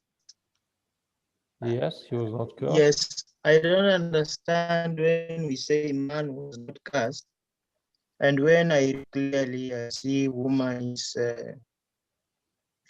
she was cursed to this hard labor bearing. What are those? I don't understand when we say man was not cursed and the ground was cursed on behalf of man, and it shows that man bears the consequences. It's not clear to me there. Okay, so we will come back to your question again, just a little bit later when we speak about the consequences for woman and man, and we will touch it as well. So, but what I would like to say that it's true, the man was not cursed. The first man that was cursed was Cain, not Adam, not Eve. So the Bible says when God pronounces punishment or so announces the consequences for Adam, he says, cursed is Adamah, the land, because of your sin. But yes, Prof. Adam is not cursed. But anyway, we have this like cursed nature, sinful nature. And because we are made of Adamah, made of earth, and earth is cursed. Yes, please. Yeah, I want to say that the word curse was not pronounced to either Eve or Adam directly. God did not say to Eve, cursed are you. But the cursing of the ground invariably affects every animal, because our man's food and animals' food, everything we get come from the ground. So the cursing of the ground would invariably affect every animal and man. So we can explain it as this as well, like this as well. Okay, so let's continue. Oh yeah, so in Jewish tradition, there are some very interesting story about the serpent. He also deprived the serpent of speech out of indignation at his malicious disposition towards Adam. Beside this, he inserted poison under his tongue and made him an enemy to man, and suggested to them that they should direct their strokes against his head, that being the place wherein lay his mischievous designs toward man, and it being easiest to take vengeance on him that way. And when he had deprived him of the use of his feet, and made him go rolling all along, and dragging himself upon the ground. So this is from Josephus, the Antiquities. But it's also interesting that the snake is described like, do you see when there is something is not clearly stated in the Bible, the rabbis usually try to make up a story in order to fill the gap and to add some more details. So this is like this. Okay, and the phrase "eating the dust" is the expression elsewhere is used elsewhere as with the meaning of total defeat. So maybe we cannot understand, of course, it literally, because we know that serpents today do not live because they eat the dust. But it could be just an idiom which means a total defeat. And now we come to this very famous statement, Genesis 3:15. And here in Genesis 3:15, we can see this proto-evangelion, or when the promise of the Messiah. But it is not only the promise of the Messiah, but it is a very important prophecy which was fulfilled during the entire history of the Old Testament. Selhammer says like this: though the enmity may lie between the two seeds, the goal of the final crushing blow is not the seed of the snake, but rather the snake itself. His head will be crushed. In other words, it appears that the author is intent on treating the snake and his seed together as one. So what happens to his seed in the distant future can be said to happen to the snake as well. The identification suggests that the author views the snake in terms that extend beyond his particular snake of the garden. The snake for the author is representative of someone or something else and is represented by his seed. When that seed is crushed, the head of the snake is also crushed. So it's clear that for the author, snake is not just a snake, but it is more than just a snake. And we know, according to Christian tradition, that the serpent is equated to Satan. There remains in this verse a puzzling, very important ambiguity. Who is the seed of the woman? It seems obvious that the purpose of verse 15 has not been to answer the question, but rather to raise it. The remainder of the book is in fact the author's answer. Yes, so when we speak about this enmity in the book of Genesis, what we can see is that this enmity is a leitmotif of the book of Genesis, because in chapter 3, verse 15, we can see that this enmity is predicted, and the enmity would be between two seeds. And one seed is the seed of a woman, another seed is just a seed of Satan. And the seed means the descendants. So what we can see, especially in the book of Genesis, that all following stories are just like illustration of this enmity. For example, Cain and Abel.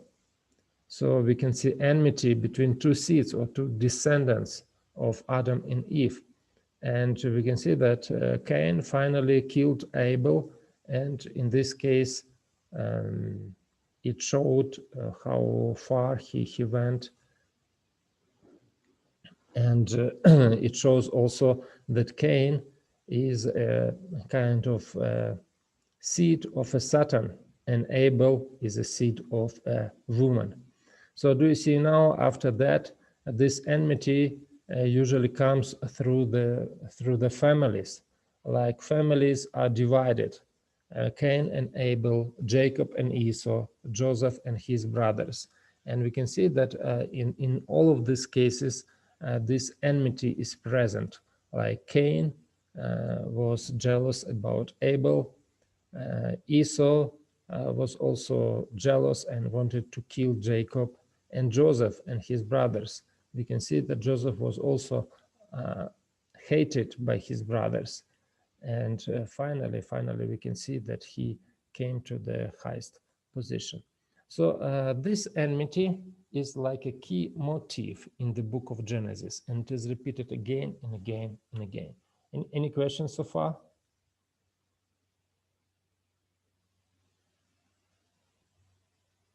Okay, Christian tradition has referred to 3:15 as the Proto-Evangelion, since it has been taken as the prototype of the Christian gospel. Historically, interpreters have differed about whether her seed refers to the individual or is a collective singular, indicating all humanity. Septuagint version may be the earliest attested interpretation of seed as an individual. It translates the Hebrew zerah, seed, with the Greek sperma, a neuter noun. The expect antecedents pronoun is it. The expected antecedent pronoun is it, auto, will crush your head, but the Greek has he, autos, which suggests that the translators interpreted seed as an individual. So you can see in Septuagint, and it was long before the beginning of Christianity, already this seed was associated with the Messiah. So is it clear?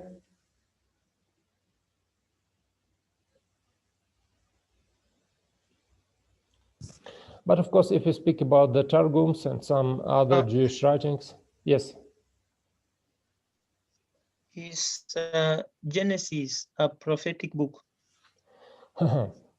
All the Bible is inspired by God. So in the Bible, so do you see, it's a problem to speak about the genre. So if it is a prophetic book, it should contain only the prophecy. We can see in the prophetic books, there are some narratives, and we can see in some narrative books, some glimpses of the predictions about the future. And in the book of Genesis, there are many of them. Like, for example, 3:15, this is the first prediction. After that, we have the story of Noah. And when Noah came out of the ark, we can see that he also blesses or curses his sons, and they are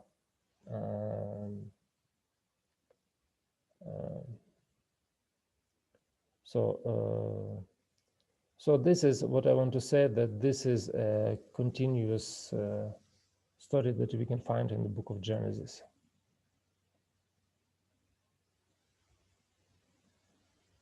So that is why, yes, and after that we can find also in the book of Genesis some more like predictions, when God predicts Abraham about the future of his descendants, and when Jacob, for example, predicts the future of his sons when he was blessing them. So do you see, these genres are mixed together, they can be both. So, of course, we cannot speak about the book of Genesis as a prophetic book, but in this book there are some prophecies as well. Okay, did I answer a question? Yes, sir, your last statement answered me quite well. Mm-hmm. Okay, so if we speak about Targums and other books, so of course it's clear that they will not interpret it as messianic maybe, but they interpret it as collective for humankind. Christian interpreters also have like a mixed opinion. For example, Justin and Irenaeus interpreted the woman of 3:15 as the Virgin Mary by drawing a parallel with Eve. Greek fathers such as Chrysostom viewed 3:15 as a depiction of the struggle between Satan and humanity. Still others interpreted seed as the church. So do you see, there were many different interpretations, but of course we can understand that ultimately it relates to the Messiah. When Messiah comes, he will be this seed who will defeat the Satan. Among the reformers, Luther took her seed as reference to both humanity in general and Christ in particular. He commented it like this. This means all individuals in general is the woman's seed. And yet he is speaking of only one individual, of the seed of Mary, who is a mother without a union with the male. Yes, and Calvin also had similar opinions. He said that it is a collective, but not it refers not to all humanity, but rather to the church under the leadership of Christ, which would prove victorious. Okay, so we have different statements, but of course we understand that it speaks about the Messiah. Now, the most interesting part, we will speak about the consequences for a woman and consequences for a man. And here, one of the ideas that I would like to emphasize, what happens after the fall. What happens after the fall? That woman lost her equal state with the man. And it is clearly seen here. Do you see? And to woman he said, I will really multiply your pains and your, well, I don't remember this word, and in pain you will give birth sons, and to your husband is your desire, and he will rule over you. So the most important word probably here is rule. He was ruling, or he will be ruling over you, mashal. And the same verb is used in Psalm number 8, when the dominion of a man is described. So the man exercises dominion over the all creation. But in this case, he is also exercising dominion over his wife. So what are the consequences of the sin for a woman? And when we compare this with the previous one, so we can see that before Adam and Eve were considered equal. So how do we know this? For example, some of the arguments we already mentioned. In the very beginning, the dominion is given to both of them. Both man and woman should exercise dominion over the all creation. So it means that they were equal. The fact that woman is created from Adam's rib also emphasizes equality. So do you remember that verse in Genesis 5:1, when they are called by the same name, Adam, a woman and a man? So it also means that they are created like equal. And even the naming of the woman, the first name, is also could be also an emphasis of this equality, like a man called her wife as Isha. So the only difference is the gender of the noun, but actually this is the same word, but feminine, not masculine. So this also underscores the idea of equality of man and a woman. But we can see that the narrative emphasizes the equality, but there are many different details that say that Adam was also in a leader's position. So he was a leader in this first world. So, for example, the way of naming a woman is similar to the way of naming the animals. And now out of the ground the Lord God had formed every beast of the field and every bird of the heavens, and brought them to the man to see what he would call them. And after that we can read a similar statement about the woman. And the rib that the Lord God had taken from the man he made into a woman, and brought her to the man. Then the man said, she shall be called woman. So we can see that these sections are almost parallel to each other. And the fact that Adam behaves like this, so he gives name to a woman, it means that he is like, they are equal, but they are like as a leader. He is considered as a leader in this family. And also another argument that after the fall, God first of all asks Adam what had happened. So he didn't ask anybody else, but he comes to Adam and he asks him a question. So it also indicates that Adam was a leader. And what happened with the woman after the fall? She became subordinate to her husband. So she now depends on her husband, and her husband should rule over her. And one more word that we need to discuss is the word tashuka. And tashuka means like a desire. Yeah, so one more comment. This statement is not a license for male supremacy, but rather it is a condemnation of that very pattern. Subjugation and supremacy are perversion of creation. Through disobedience, the woman has become slave. Her initiative and her freedom vanish. The man is corrupted also, for he has become a master, ruling over the one who is his God-given equal. Okay, so now the noun teshukah, desire, produced some debates. It doesn't occur very often, only 4 times in the Bible. And when it occurs only 4 times in the Bible, we can see that 2 times it occurs in the same context, Genesis 3 and Genesis 4, and 2 times it is used in Psalm and songs.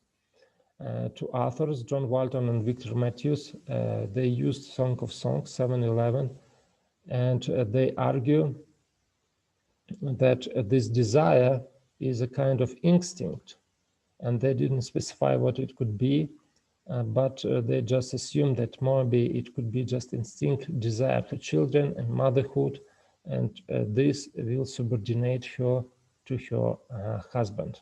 So this is one idea, but maybe it's not the best explanation.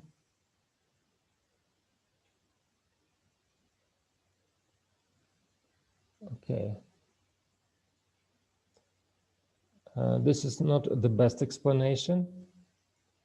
Another explanation was suggested by other scholars, and they tried to make the meaning of this phrase from the immediate context. And if we compare it in immediate context, we can see that teshukah in Genesis 3 and 4 contextually have the same significance. And in this case, it is possible to assume that this was a desire for dominion.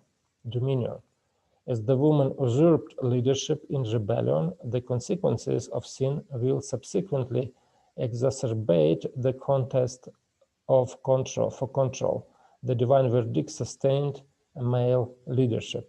So in this case, we can say that maybe it is true that teshukah means the desire of dominion, desire of power. But God said that anyway, man should be in control. So he should be a leader in this position.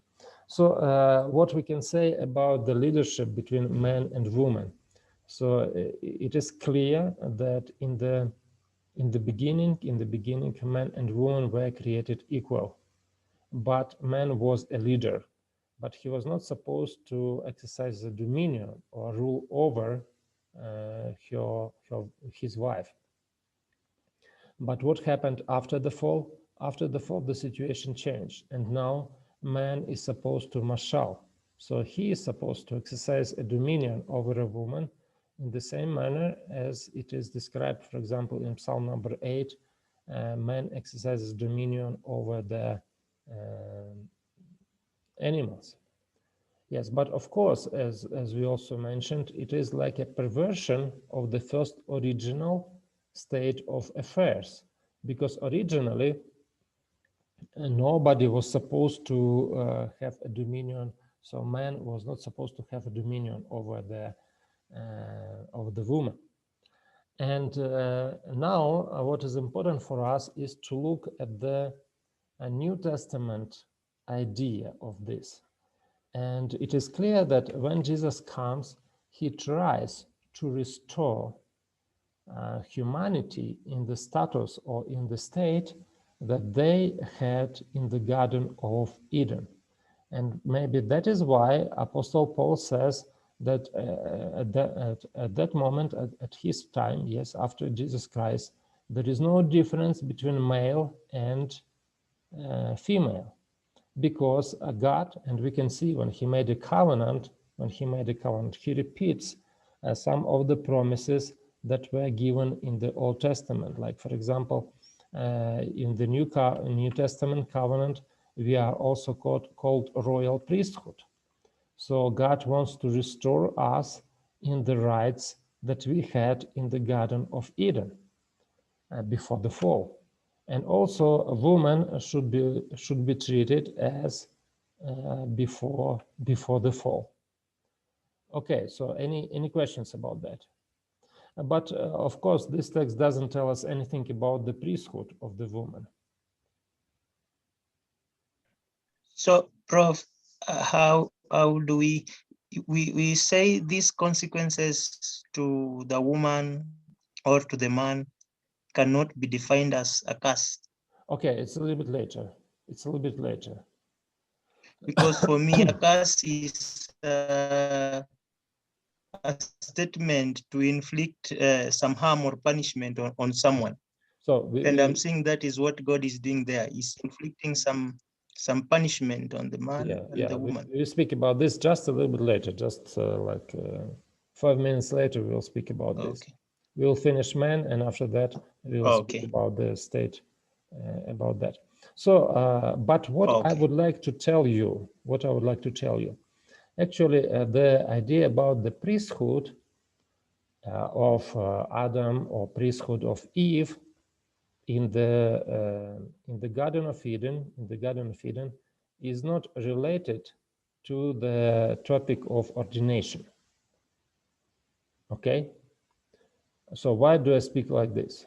Because if we say that, if we use it as just for example, so we can say that only Adam is a priest, or both of them were priests in the Garden of Eden. And we can use this argument for the ordination of women. But the problem is that according to the theology of the New Testament, all of us, including men and women, are royal priesthood. Do you understand it? So ordination is not related to the priesthood, because all church members are a royal priesthood according to 1 Peter 2:9. All of us are a royal priesthood. So ordination is not related to the question of the priesthood. And if we look at this question from this point of view, we can assume that both man and woman in the Garden of Eden were the priests. So we take it from the analogy of from the New Testament, because the New Testament says that all the believers are the royal priesthood. So, and we believe that this is a restoration of the status of Adam and Eve that was lost because of the fall. So do you understand what I'm talking about? Yes, Prof, but some of the consequences that came as a result of sin for women are not yet taken out. Of course, all of us live in those consequences. So we have these consequences of the sin. Even the mashal for men is not yet taken out. Yes, yes. Mashal. Yes. So on that ground, if it could affect the leadership structures, then it could affect. Do you see? That is why I would like to make a difference between two issues. Because in our church, it looks like they were mixed up together. So when we speak, Professor, when we speak about the ordination, we sometimes it mixed up it with the leadership. Absolutely. Yes, so but do you see in this case, for example, there are many cases when a woman, even in our church, takes a leadership position. For example, the president of IAS at this moment is a lady. The head of the educational department in the GC conference is a lady. Both of them are not ordained. Yes, but they are ladies and they take a leadership position. So that is why I believe that we need to consider more carefully this question. And the conclusion that they made last time during the GC session, actually the conclusion that they did about the question of ordination, that it is impossible to solve these issues just based upon the Bible. So the Bible cannot tell us anything about in favor of ordination of women or against it. Yes, Pastor Nicholas.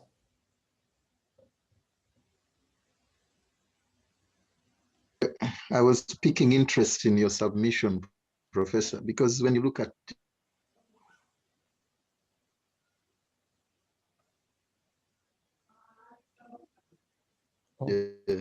Genesis 1:26, I think, dominion. It appears the oversight of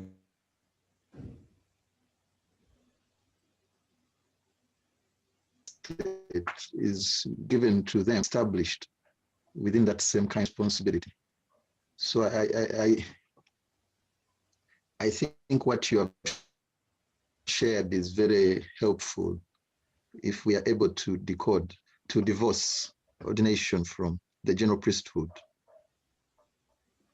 Yeah, definitely we need to divorce it. We cannot put them together because it is contrary to our most important New Testament theological principle of the priesthood of all believers. Because in this case, we can just say only the pastors are the priests, but it is Catholic theology, and we shouldn't subscribe to this kind of thinking and to this kind of theology. Professor. Yes. I'm just interested to know if we divorce ordination from the priesthood. Mm-hmm. And I agree with you about the New Testament idea. To where now do we attach it to? Ordination? Yes. Oh, this is a good question. This is a good question. And we can find the examples of ordination in the New Testament. When, for example, Paul or Timothy ordained or just set some presbyteros or elders in the churches. And this is just, so I don't know, can we find this example in the Old Testament? Because in the Old Testament, the community was structured differently. So I don't know.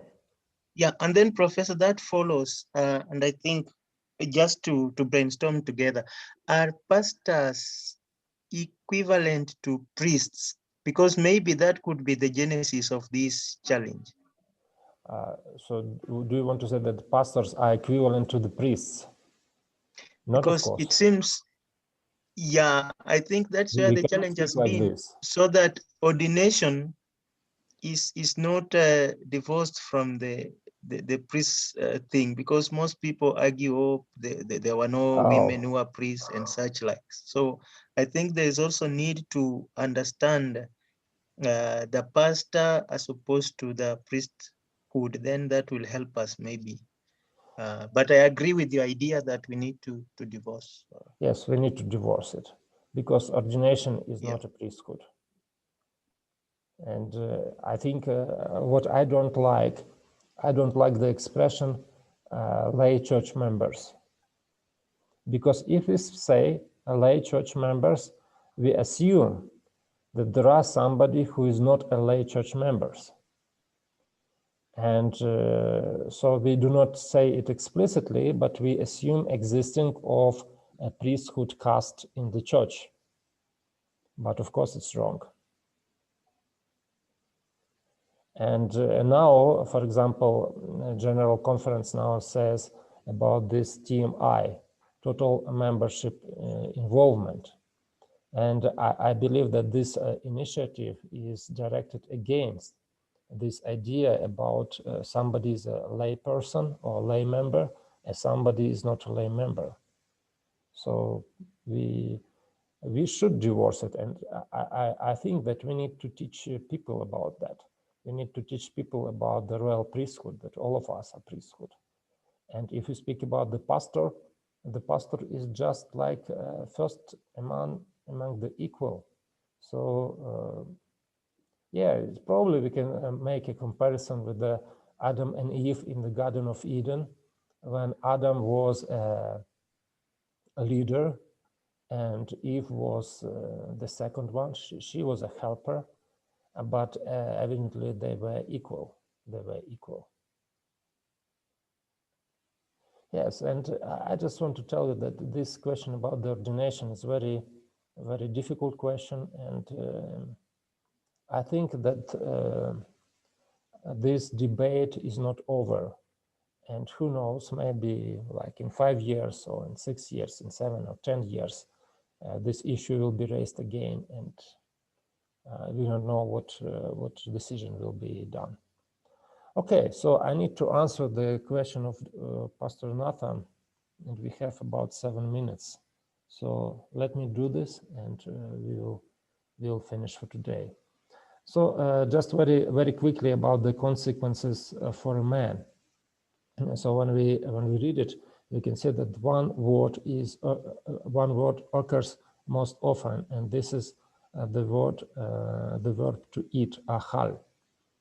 And to Adam, he said, because you listened to the voice of your wife and ate from the tree that I commanded, speaking, you should not eat from it.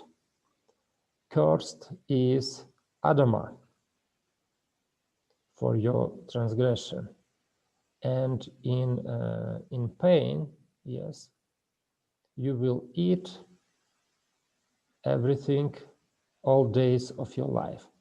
Yes, and just pay attention to this one. So when you look at the Bible works or accordance, so you will see that they usually understand it as imperfect with the pronominal suffix, and of course noun here is like an adjective noun, so it is not a part of the root, of course. So, but do you see, it seems to me we can vocalize this word differently.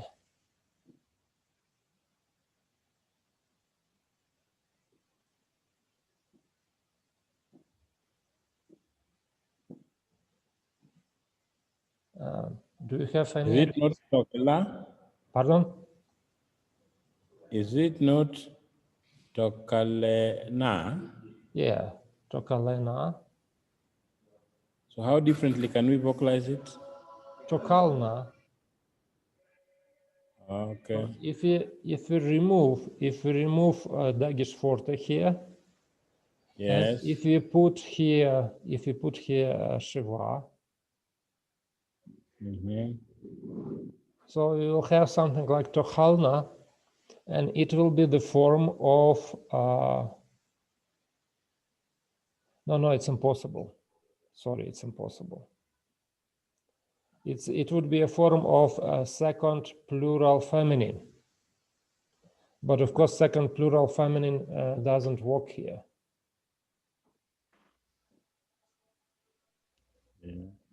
Yes, it's impossible. So this is the only way how we can vocalize it like it is, and in this case it is just a verb with the pronominal suffix. So in pain you will eat from it all days of your life,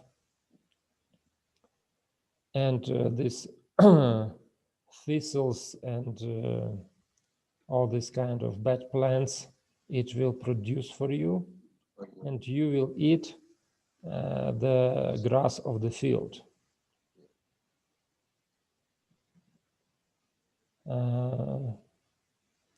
In the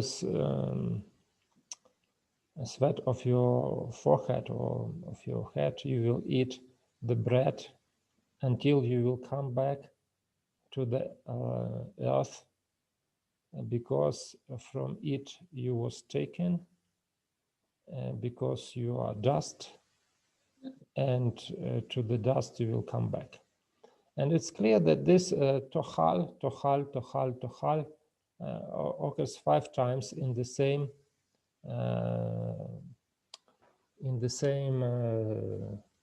passage, and it's clear that this root is like a leitmotif, and this is the same principle, because the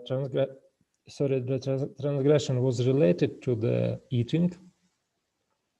The punishment or the consequences of the transgression is also related to eating. Adam is depicted as a broken farmer whose very meals, which are derived from the grain of his agrarian life, are spoiled by the fatigue of his striving. Like the woman's painful childbirth, the man's daily labors with their attendant woes are a perpetual reminder of sin's rewards. And now this is the answer to the question of Pastor Nathan, because Pastor Nathan says that it is a kind of a curse. But I would like to tell you that it is not a curse. That is why I everywhere put it consequences of the fall. So I don't want to say that it is even a punishment. It is not a punishment, because if you compare the consequences of the fall with the blessings, we can see some parallels. For example, a woman, a husband holds fast to his wife, and they shall become one flesh. Your desire shall be contrary to your husband, but he shall rule over you. So do you see the marriage? It was a kind of a blessing of the creation. And here it looks like God confirms that the marriage will remain in this world. Later on, do you see it was said, be fruitful and multiplied. Here it says, I will surely multiply your pain in childbearing. In pain you shall bring forth children. So, of course, here the blessing was to be fruitful, to be multiplied. Here, what we can see, God doesn't remove this blessing from first couple, but he says, okay, you will continue, or you will surely bring forth children, but it will be done in pain. But God didn't remove this blessing. And so what is this? The same we can say about Adam.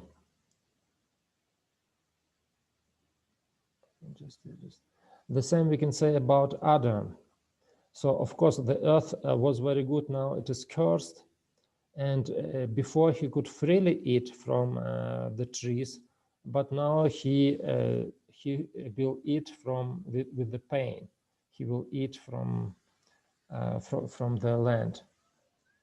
Okay. So now the main idea that I would like to tell you, that those consequences of the fall could be also understood as a confirmation of the original blessings. So original blessings was be fruitful and multiply, exercise the dominion of the world, and those blessings were not removed from Adam and Eve. So they are still should be fruitful and multiplied. They still should exercise dominion over the land, and the man should toil the land. But of course, all this because of the sin. If before it was done freely, the woman easily gave birth to children. The man could easily freely eat from the trees. Now they do it with the pain. So of course, sin made some corrections to those blessings. But we can understand all these things as not only as a consequences of the fall, but the confirmation of the blessings in this world. So I don't want to hear from you any kind of comments or anything that you would like to say.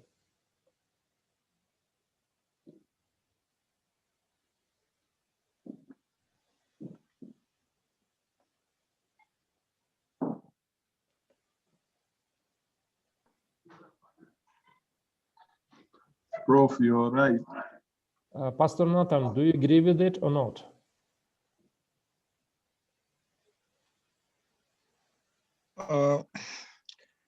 I'm tongue-tied. Oh, you need to think about it. Okay. Yeah. What I wanted to say, Prof, is that a blessing cannot coexist with a curse. Uh-huh. In your table, we are seeing the blessings have remained. Yes. But Yes. the consequences, the way those blessings are exploited, they are being affected by the consequences of sin. Because remember, as we saw in our devotion, the world or the earth was cast. And therefore, this, in order for the man to exploit his blessings, he had to face the consequences of the earth. I mean, of sin, which are embedded in the earth, which is already cast. That's why food is there, we still eat, but because the earth is cast, you have the thistles and thorns have to pierce you. Yeah, while blessing you remained, but in Yeah. addition to blessing, we have these thistles and thorns and Yes. pain. And become the beard. scorching of the sun also now, we feel its cruelty. Mhm. If it's night also and evening, the coldness, those things came in as a result of the cast sin, and they affect us, but the blessings are still remaining. Okay, okay. So thank you very much. So I think that we can finish for today, and we will continue. We will continue tomorrow. Let us pray.